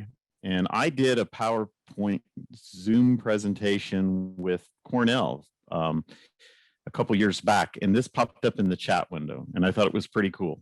The Ohio Buckeye is the university's mascot instead of mascot. So keep that in mind for you biologists out there. You can use that and play with it if you're a Buckeye fan. If you're not, you can pass on it if you want. So we do have a fact sheet out there in our system at OSU, and I'll let Marne pop in the chat window how to find the link to the pubs that we have through Woodland Stewards. But if you go to that Woodland Stewards site, you can find it. This fact sheet has tables by groups of wildlife species and what species use these trees and shrubs. So I wanted to mention that fact sheet. And the fact sheet focuses on really 3 ways you can enhance mast. One is crop tree release, which I'm going to do a speed version of my presentation on that. One is planting, and another is cutting and mowing. So crop tree management is a neat tool that was developed years ago by one of my heroes, Arlen Perky, with the Forest Service. And they've got several pubs. Both of these pubs are great. This is a little field guide that talks about the benefits of some of the different species of trees that would be in your canopy. And then the previous one is the guide that's out there. It's a publication produced by the Forest Service. May be tough to get nowadays because it's 25 years old plus. But we do have a fact sheet for that as well. We produced a smaller kind of Cliff Notes version of what crop tree management is. So what is a crop tree? It's really any tree that produces benefits that you as a landowner desire. So wildlife can definitely be crop trees. And a wildlife crop tree is really anything that's going to produce some benefits for wildlife, but probably what we're mainly thinking about is mass production. So when we look for mass producing trees out there, we need to identify these trees that have potential to help us. So we prefer trees that are up in the canopy already. We're probably going to favor hard mass producers over soft mass producers because oftentimes there's fewer of them, and because they provide food in the winter months as well. I cannot stress enough, and Marnie's already mentioned the importance of species variety. Species are here year round. They have different nutritional needs throughout the different seasons, and the availability varies by season. So it's great to have a good variety. It's also important to favor trees that have produced in the past. If you've got trees that are producing, it's in your favor to go out and try to do what you can to enhance their ability to produce in the future. Genetically, some trees just don't produce as well. There could be other environmental factors as to why they don't produce, but it's easier to take a tree that produces regularly and enhance it than it is to take one that's never produced. And then it's okay to have cavities and broken branches and things like that because they provide other benefits. Diversity is really key. I kind of went through this already, so I think we'll skip, but and Ryan's talked about this as well. But the other really important reason to have diversity is we don't know what the next emerald ash borer or insect or disease that's coming down the pike. So if we've got a variety in our woods and we lose a species, that's devastating and horrible, but it's a lot better or a lot less impactful if we've got lots of variety out there. So what is crop tree management? Really, it's a system that helps you reach your goals. We're looking at individual trees out in the canopy, and we're looking at their crowns. So it's kind of, I like the analogy of growing carrots in your garden. If they're too many, they're growing too close together, they don't produce much. In fact, with me, I try to sow them and I don't have the dexterity to do it. I get too many carrots and then the weeds come in, and if I don't do anything, I get no carrots. Trees aren't really any different. If it's too crowded, they're only getting a little light. If they're up in the canopy and they're only getting a little light from above, they've got small crowns and they're not photosynthesizing much. So they don't have a lot of energy to produce that mast. Also think if it's got a bigger crown, it's going to have more ability as well to produce mast. So this is what we call a free to grow rating of 0. This would be a tree that has no room to grow. It's only getting some light from above. In contrast, this tree has a free to grow of 2. It's getting some light in that quadrant 1 and 3, but it's not getting light in the other 2. So this tree would grow definitely faster than the one with the free to grow 0. And then a tree that has room on all sides is going to develop a deeper canopy. It's going to have more surface area to produce mast on, and then that crown can expand as well. So there's multiple benefits of giving those individual trees a little more room to grow.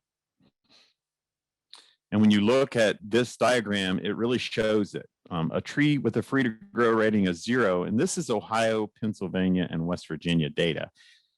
The average canopy tree in this part of the world will grow maybe 2 inches every decade in diameter. So the annual growth rings, you'll get, in a decade, you'll get about 1 inch or 2 inches in diameter. But one that's free to grow on all sides can grow more than 4.5 inches in diameter. So we can almost double the growth rates of our trees. That's important if we're growing timber, but it's also important if we're growing mast, because if they're growing that fast, they're going to produce crowns proportionally. So it's amazing how much, it's more of a doubling, more than a doubling, because our diameter's rate of growth is doubling, but the actual ability to produce is even off the charts more than that, which is really represented by these pie charts here. It's also important that light is important for seed production and flowering, and we'll move through that. When competition is very severe, oftentimes trees don't have enough food reserves to survive, much less produce those other benefits that we might get. If they don't get enough light, they might not have enough light to stimulate flower production. And then again, if they've got small crowns, they're not going to produce as many flowers and fruit. This is actually data from apple research. But if the light intensity is higher on the outer portion of the crown, they're going to have a lot more flower buds. As the light intensity decreases, the number of flower buds definitely decreases. Now, there are exceptions. As a tree is ready to die, sometimes you'll get this burst of flower production and fruit production. But in general, more light for trees is good for flower and fruit production. So not only do you get the mast benefit, but you also get those pollinator benefits that Marne was mentioning as well. So here's a quick example of a tree in my woods. When I took the picture, the tree was about 50 to 55 years old. It's a black oak. In the chat window, somebody tell me what's the first thing that pops in their mind. What do you think about the crown of that tree? What are you seeing? This tree was only about 5 inches in diameter when I took the picture. And again, it was 55 years of age. We go to the next slide. This tree is the same age. It's also a black oak. It's probably 15 inches in diameter. But look at that crown difference. Look how big that crown is. Think how much more potential this tree has to produce acorns than that tree. So that crown size is huge. It's getting a deeper crown. It's getting more light. It's able to grow faster and able to produce more acorns. Same way with these 2 hickories. This is one in the understory, not getting much light at all. Probably never has produced a hickory nut in its life, but the same age of this one that's got a bigger open crown. And then I love this picture. This was an old serviceberry on my property, and it was nearly dead at one point in time. But a tree died here or was harvested here before I bought the property, and it shot a branch into that gap. And because of that, it started flowering and producing a little bit of fruit for at least a while. So that just kind of illustrates how important that light is. So how do I release a crop tree? What you're trying to do is go out and find those crop trees that are going to provide the benefits, or it's a way to maintain some diversity in your woods as well. If you've only got a few serviceberries, then you may want to get more light to them because you want them to hang around longer. But you can cut them with the chainsaw. You can use a chainsaw to double girdle them, or you can girdle with herbicides. And unless you have a real reason to use the herbicides, in most cases, you don't need to do that. And you also, if you're using herbicides, you need to be cautious for multiple reasons, obviously. We don't take herbicide use lightly, but some trees can be grafted with the roots. So if we're treating a tree with herbicides, we may be killing the tree we're trying to advance. So you want to get professional advice before you use the herbicides. But here's an example in my woods, a black walnut tree that was next to a maple tree that was double stemmed. And this is just one with the seam that was a very good likelihood it was going to get split apart in a wind or an ice storm in the future. So I took a chainsaw and cut through the bark twice. And you'll notice the bark fell out in this gap. And as a result, this maple died and this walnut was able to spread its crown above and into that gap that maple was occupying. So this walnut now has much larger crown and is growing a lot faster than it was prior to the release. So some key points, spend your time on the places you can make the most impact. You will get, if you do this on a large area and you do a lot of release, you're going to get a lot of light to the forest floor for a period of time, which can be good for wildlife. It can provide cover, additional browse, additional light for shrubs to produce fruit, but it can also enhance invasive species. So if you've got invasives in the understory, you probably want to get them under control before you allow more light into the forest floor. Species diversity, we can't stress enough. It's a way to keep species that are starting to lose in the competition battle in that stand.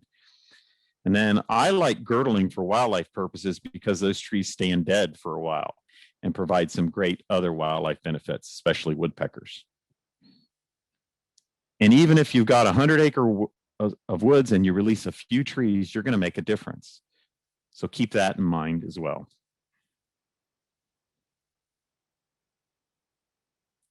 So one thing it's important to do is just spend some time in your woods and make a list of what you're finding out there. What's available?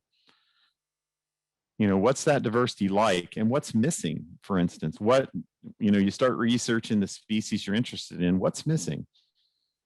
We really like to strive maintaining those hard mass producers when you can, but it's good to have the diversity. As far as grapevines, a grapevine in a tree is competition. Grapes are pretty aggressive, and once they get in the canopy, they can grow over the canopy and can compete with and greatly reduce the tree's ability to produce fruit, but it can also eventually kill it.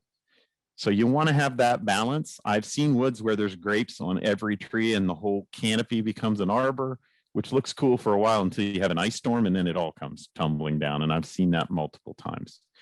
But if you've got grapevines on trees that don't have a lot of value, otherwise deformed trees or species that don't produce a lot of valuable mass, then that's the place to keep them.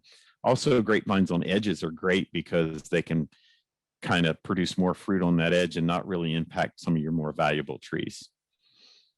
And then for those that are into squirrels, when you see those leafy squirrel nests, a lot of times they're in trees with grapevines. They like to be anchored, probably because they just don't like to move around as much when it's windy. I don't know. But they're also right there with the buffet right next door, and their nest making materials are right there as well.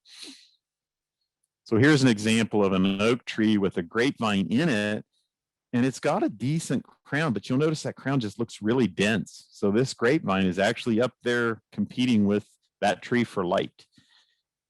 So that's one that was in a white oak tree, and I had plenty of other grapevines, so I went ahead and just cut that grapevine.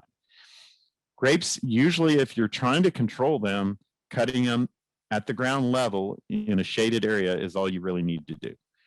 If they get exposed to a lot of light, they might be a problem in a big opening, but grapes actually grow up as the tree grows. They don't typically start in the shade and work their way up.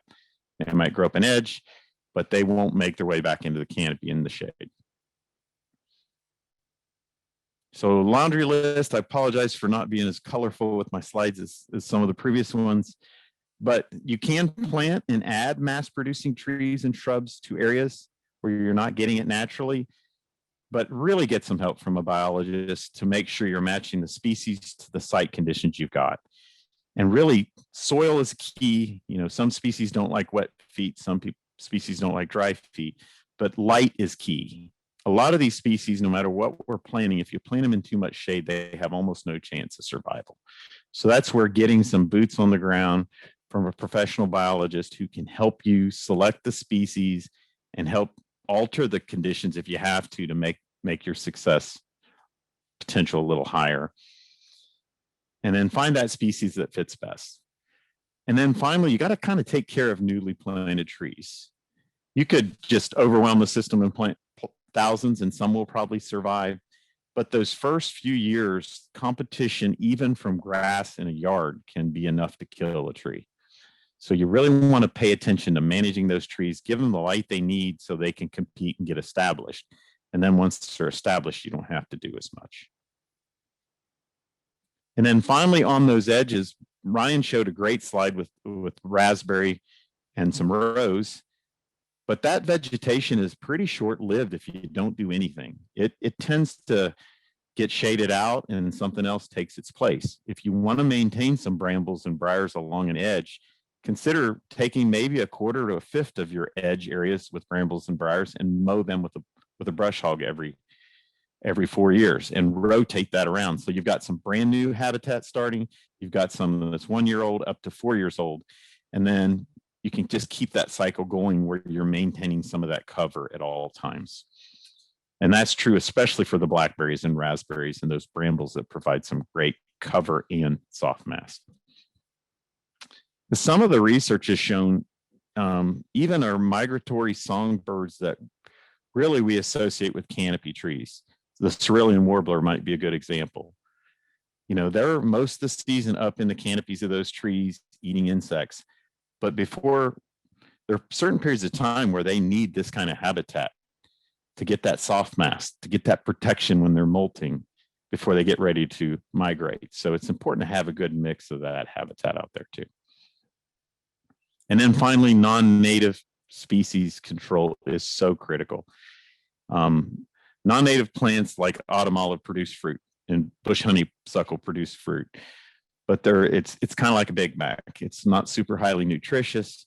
The problem with it is it's produced at it becomes the single species that produces fruit a lot of times. And it's produced at one time of the year and it provides only a smaller range of nutritional value. So it's much preferable to have a good diversity of native species out there.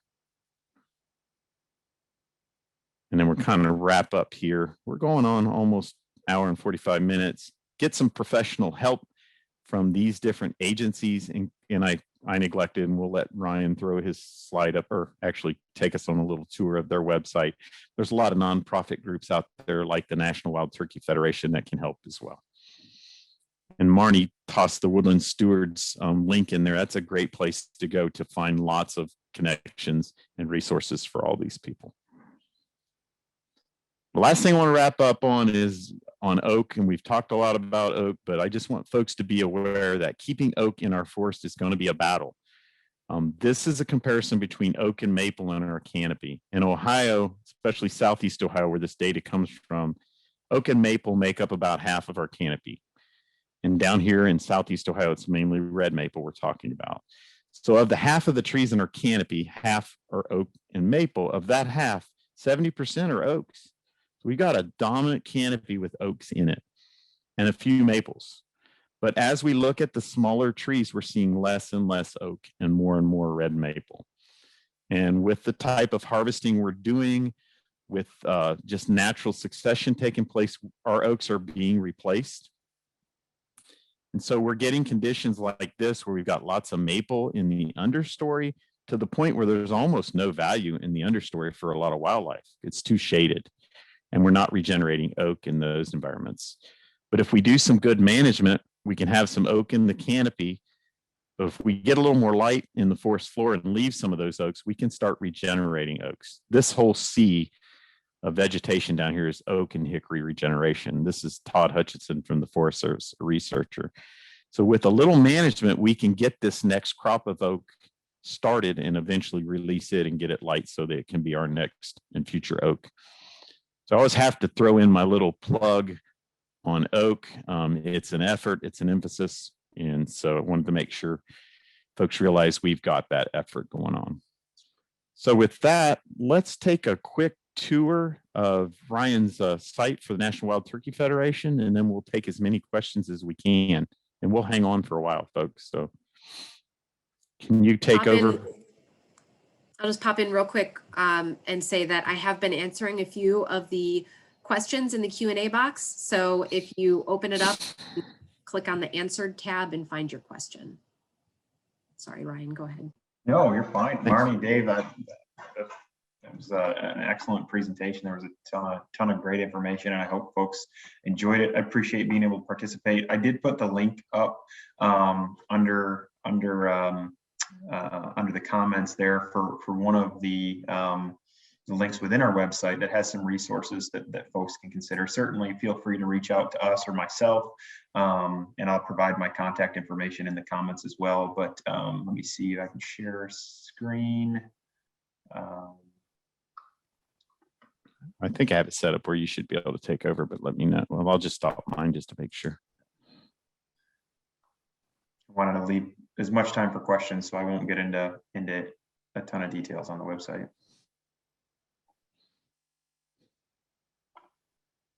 Have any luck? There it comes. All right. So if you go to our website, it's www.nwtf.org.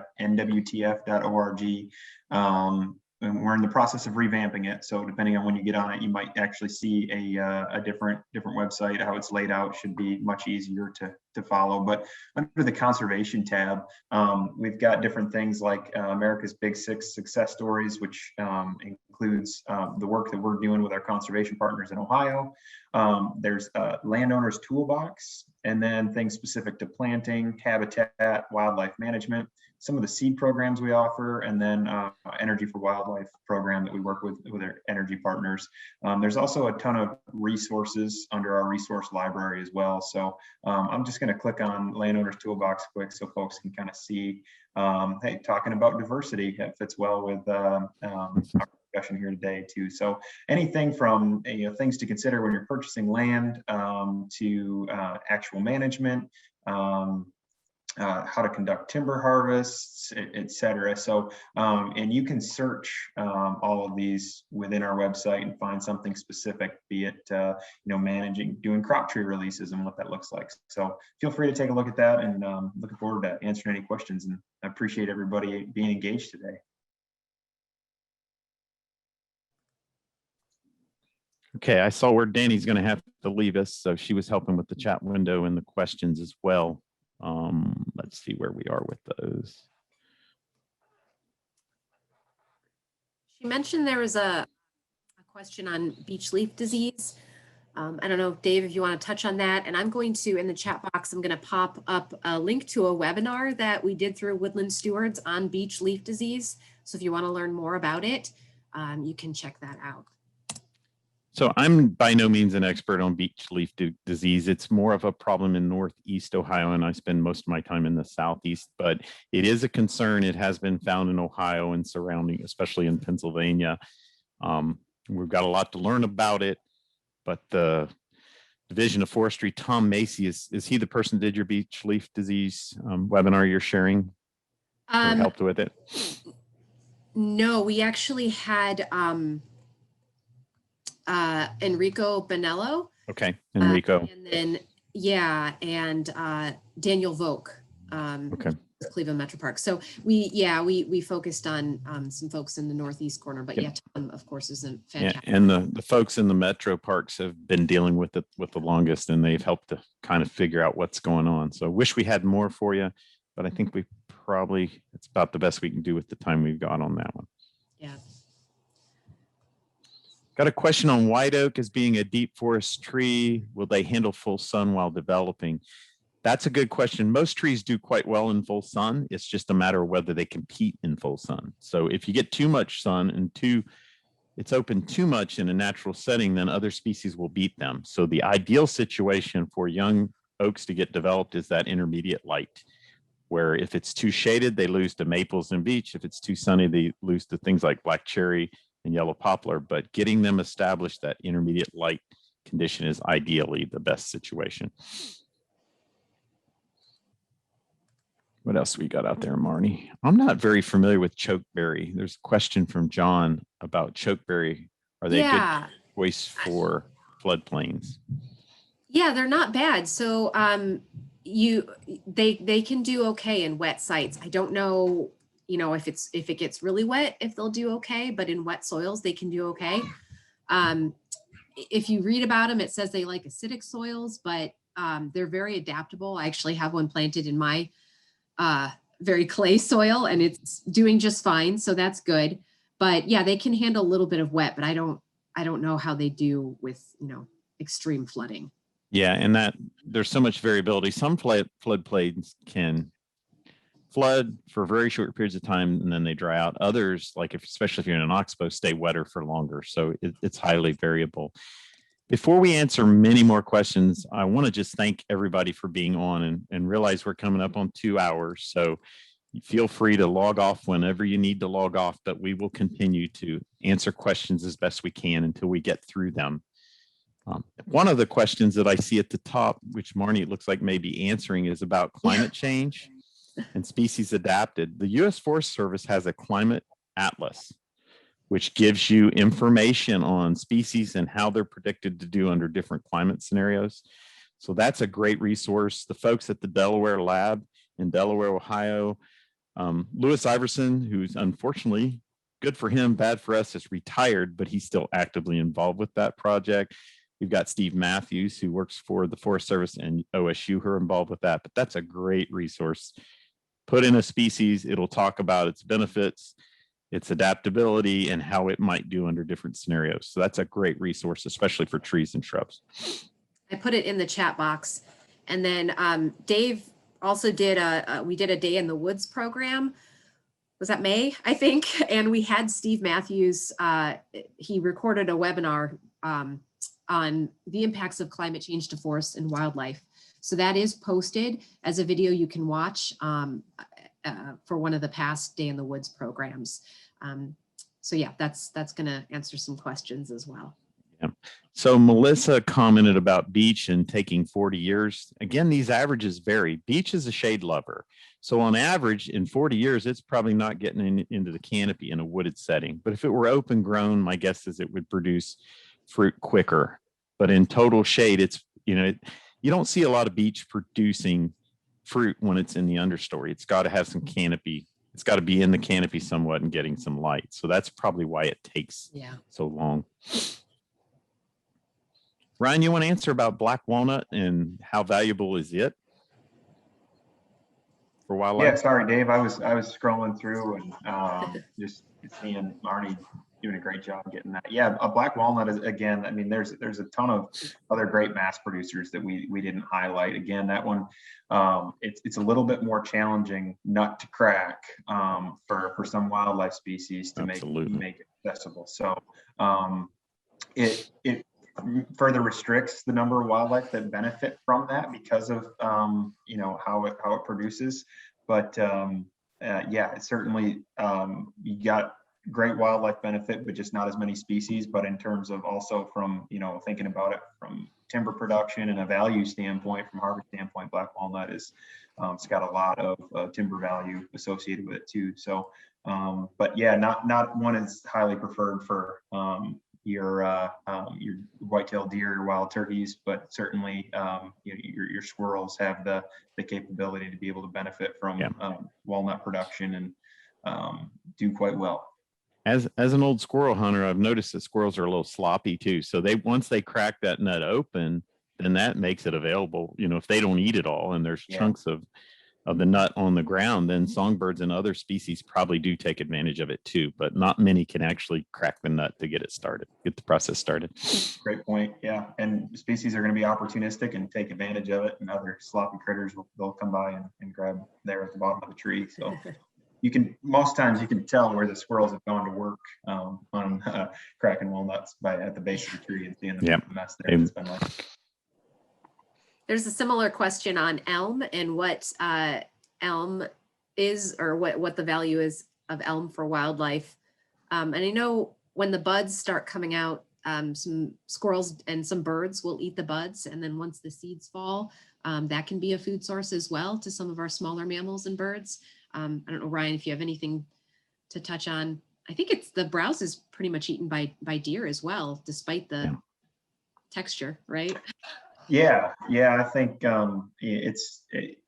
it's still palatable, and it's available where there are elm. Yeah, I think you pretty much covered it, Marnie. I don't really have much more to add. Yeah, I don't either. Other than the native ones that have been dying, when they're in that dying phase, a lot of insects come in and become really important for woodpeckers and other species, and fungi tend to come around the root system. So here in a month or so, start having morels popping. I think some wildlife benefit from that too. So every species out there has some benefit that multiple benefits that wildlife benefit from. So. That is true.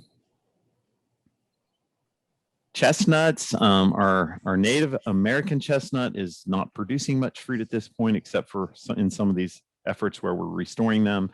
Chestnuts, we'd love to get them back in our system, and we're working on it because they're more consistent producers than our oaks. They flower much later in the growing season, and they were very consistent at producing that hard mast crop.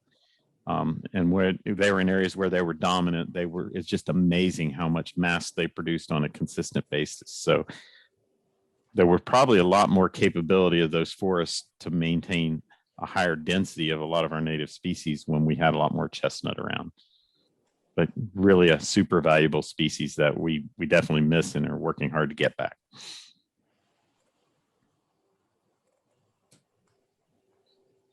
Rich is asking about sawtooth oak. Where does it fall between non-native and fast acorn producer?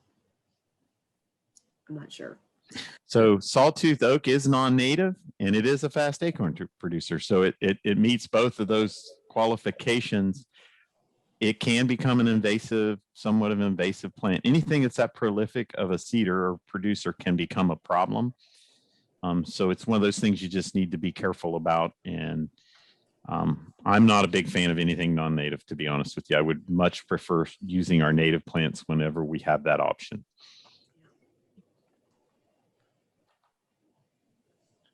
Right conditions for wild grape, Melissa. They tend to find their way into most sites, but where we see the most is the more moist east and north-facing slopes. Where there's more moisture, we're going to see a lot more grapes in the canopy. But when you get light to the forest floor in one of those sites, they usually come into the mix, and then they work their way up as the trees, or they grow up with the trees. So they're not hard to get.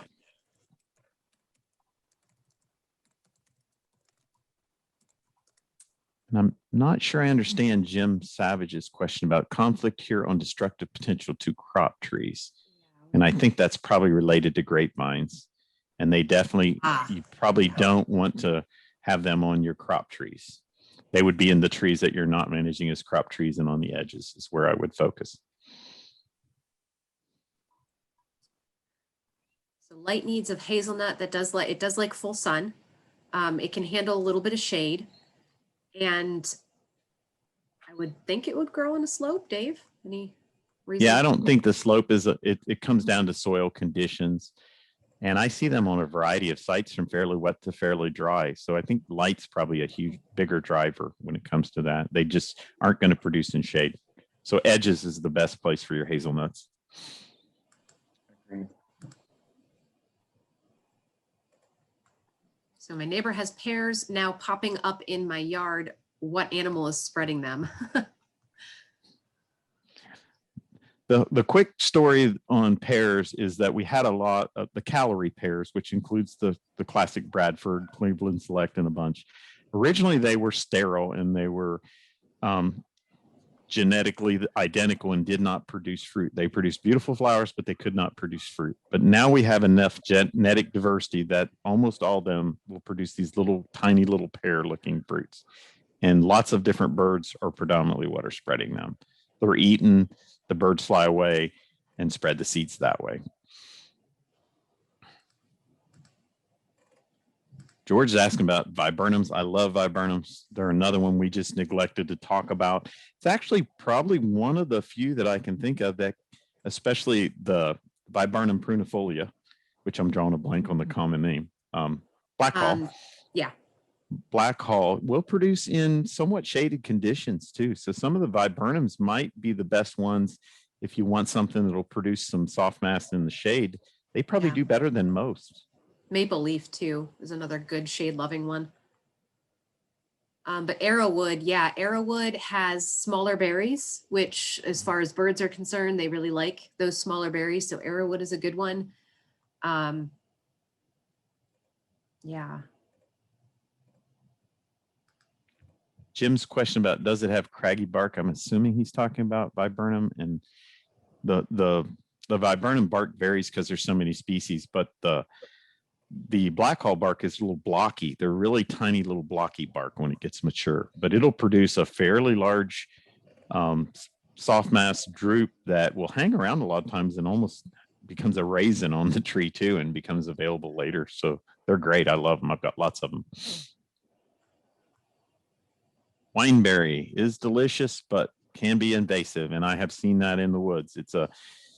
I don't know if it's closer to blackberry or raspberry, but they're absolutely wonderful fruits. But even in some of our state forests, I've seen where they can spread very quickly. And I highly do not recommend planting them for that reason, because they can take over an area, especially after a disturbance and a little light gets down to the forest floor.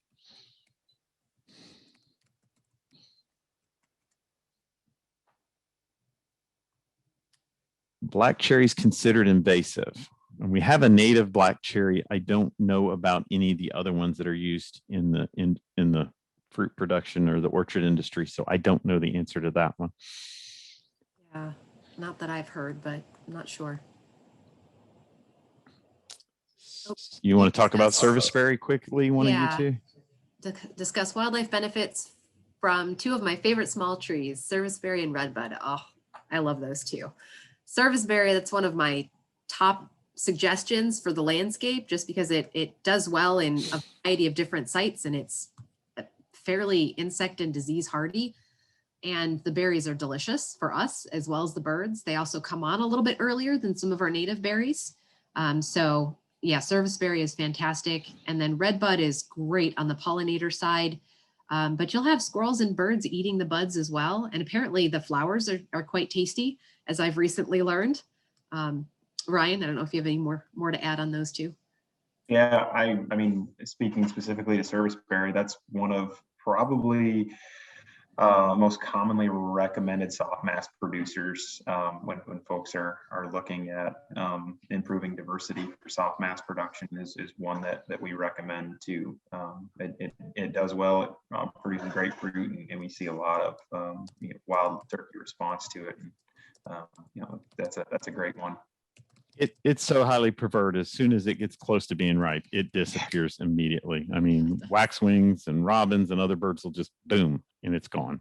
Yeah. It's just amazing. Another name for it is Juneberry. So that's about the time of year where you're going to get that fruit to be ready to consume. Rose ID info. The biggest thing on the rose is when you look at that compound leaf right at the base where it attaches to the cane, the Multiflora Rose has a little sheath that's kind of fringed. It has these little hairs on a little sheath, and that's a great ID. I've got a video on the Tree ID site that I've got, and I'll share that site again, but I've got a little video comparing Multiflora and Swamp Rose. So I'll share that link with everybody too. But if you go to this site, and then you can go, guys can go on the next one while I'm typing. I can't multitask. So the next one is from Michael. He asks, what are good plant replacements to put down after removing invasive bush honeysuckle? I'm going to share a screen. Hopefully that works. It's starting. Yep, it's up. Okay, so you should be seeing alternative to non-native invasive plants. So this is a brochure that you can download. You can also get to the online website. It's from the Ohio Invasive Plant Council. And they put together this really nice website and brochure that gives you some alternatives for some of those non-native invasive plants, whether you're in the landscape situation or in your woods or on a woodland edge. And these are not, of course, all inclusive, but what you're looking at are some of the alternatives recommended.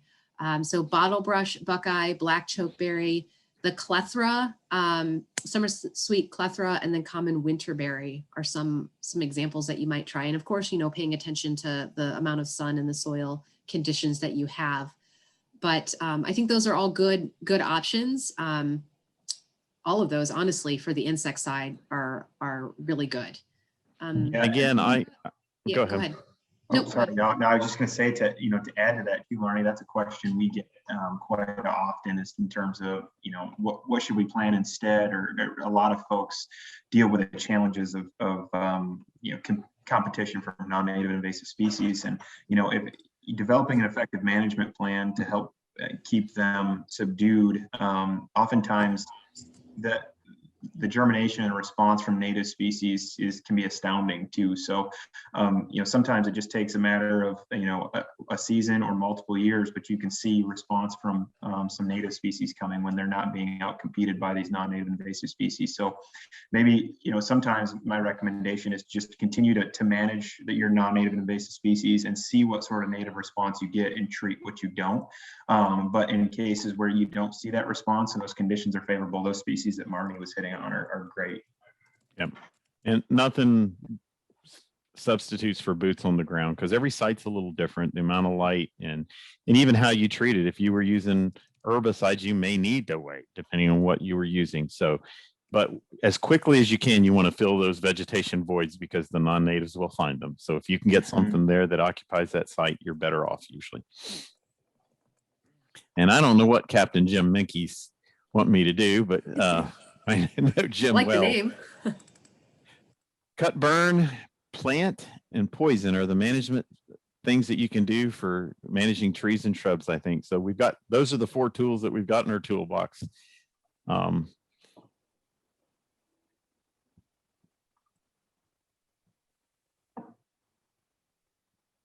So Judith is asking, I have 3 black walnuts that grew from seed that are about 3 to 4 inches in diameter and are within a foot of each other. Should I take out 2? You probably should take out 3, because that's way too close. So I would try to find the one that is got the best crown and that's dominating the most. You might do it over time and take 2 out now and wait a little bit and then take the third one out. But walnut will get much larger than that, and there's no way 2 can occupy a square foot area. So you probably need to get that down to 1.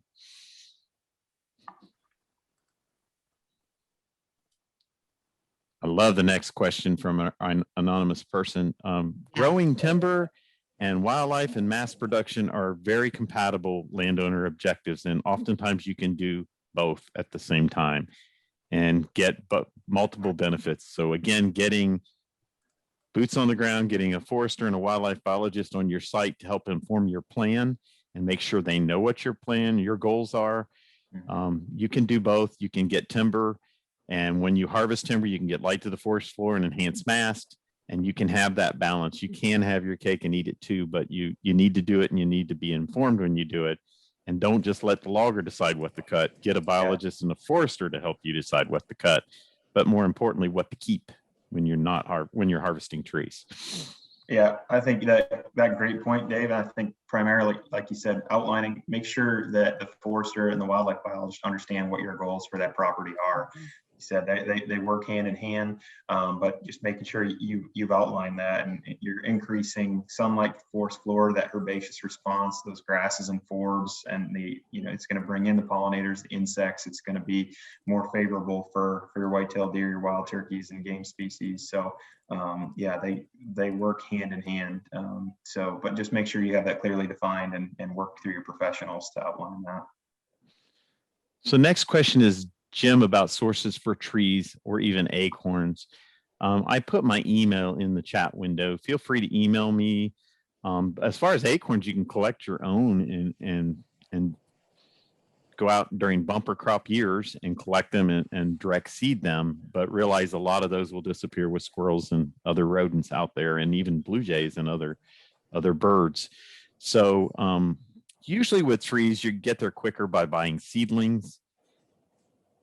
We can't really recommend nurseries, but there is one state nursery that's fairly close to us in Ohio. The Clement State Tree Nursery in West Virginia oftentimes has especially oaks, available in seedlings at a reasonable cost. But feel free to email me and we can explore that a little bit more. You can also check, I know a lot of the county soil and water conservation district offices are doing their plant sales right now. So you can call them and see if and when they're doing their plant sale. A lot of times they're selling native trees and shrubs. Yeah, and most of the time they pre-order, so it's probably too Yeah. late for this year for getting any kind of tree seedling. And usually what I recommend, if you think about planting trees or shrubs, plan about a year ahead and get those orders in the summer to fall to assure you're going to have availability, because you really oftentimes need to do some site prep work ahead of time anyway. So work with the biologist, work with the forester, find the species for your site, and then order for next spring. And most of the tree planting we're talking about are bare root seedlings, and coming up in the next few weeks to a month is really the best time to plant them. So it's probably too late for most. A great resource in your backyard at the county level too. And in a lot of cases, those professionals may have some alternative recommendations for Sure. sourcing native species if you've missed that window. So, And it looks like in Lucas County, you got 2 weeks yet. Yep, So that's it may not who be I was too thinking late. of. Yeah. So some of the counties are still, you can still get in there Yep. depending on where you are. New trees from cicadas. We just experienced that in 16 here in Southern Ohio, and I noticed a little bit north and west of us is going to experience that again, but usually this is not a good year to plant. Cicadas don't normally do major damage to trees, but if it's a little seedling that's just got one stem and it gets damaged, it can be severely damaged.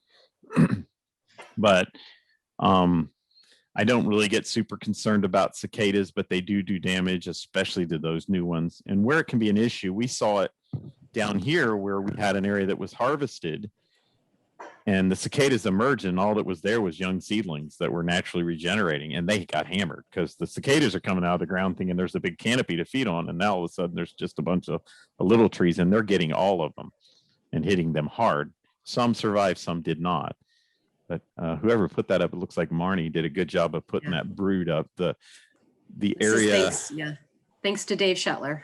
He just sent this. area 10 is what's going to happen this year. So if you'll notice, we got it in 16, I believe. Yep.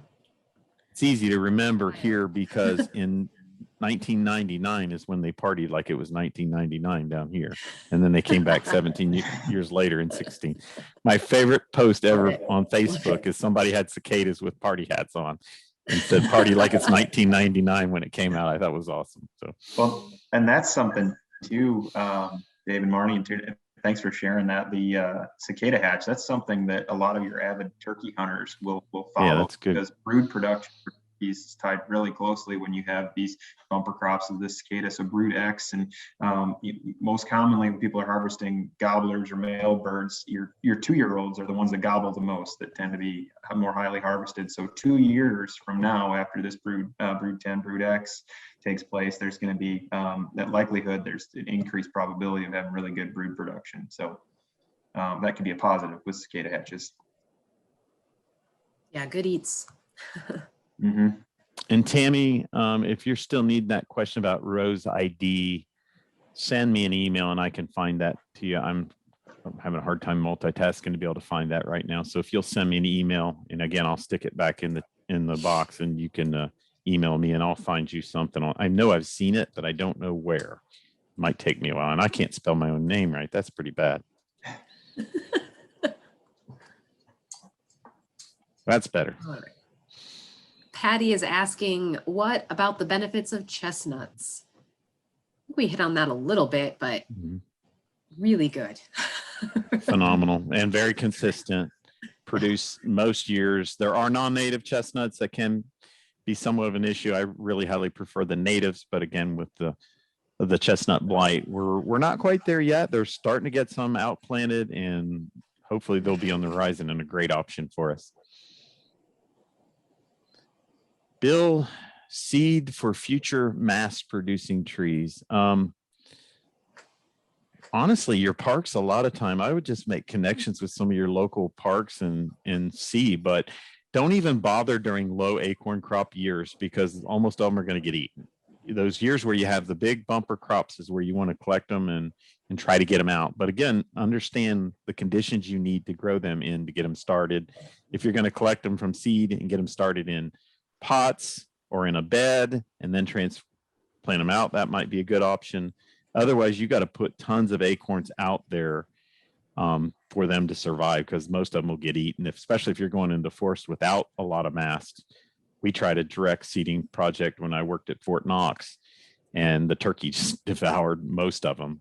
When we got away from the woods into the more open field areas, then we had better survival. But when they were adjacent to the woods, the turkey and squirrels found most of them, and we had poor success.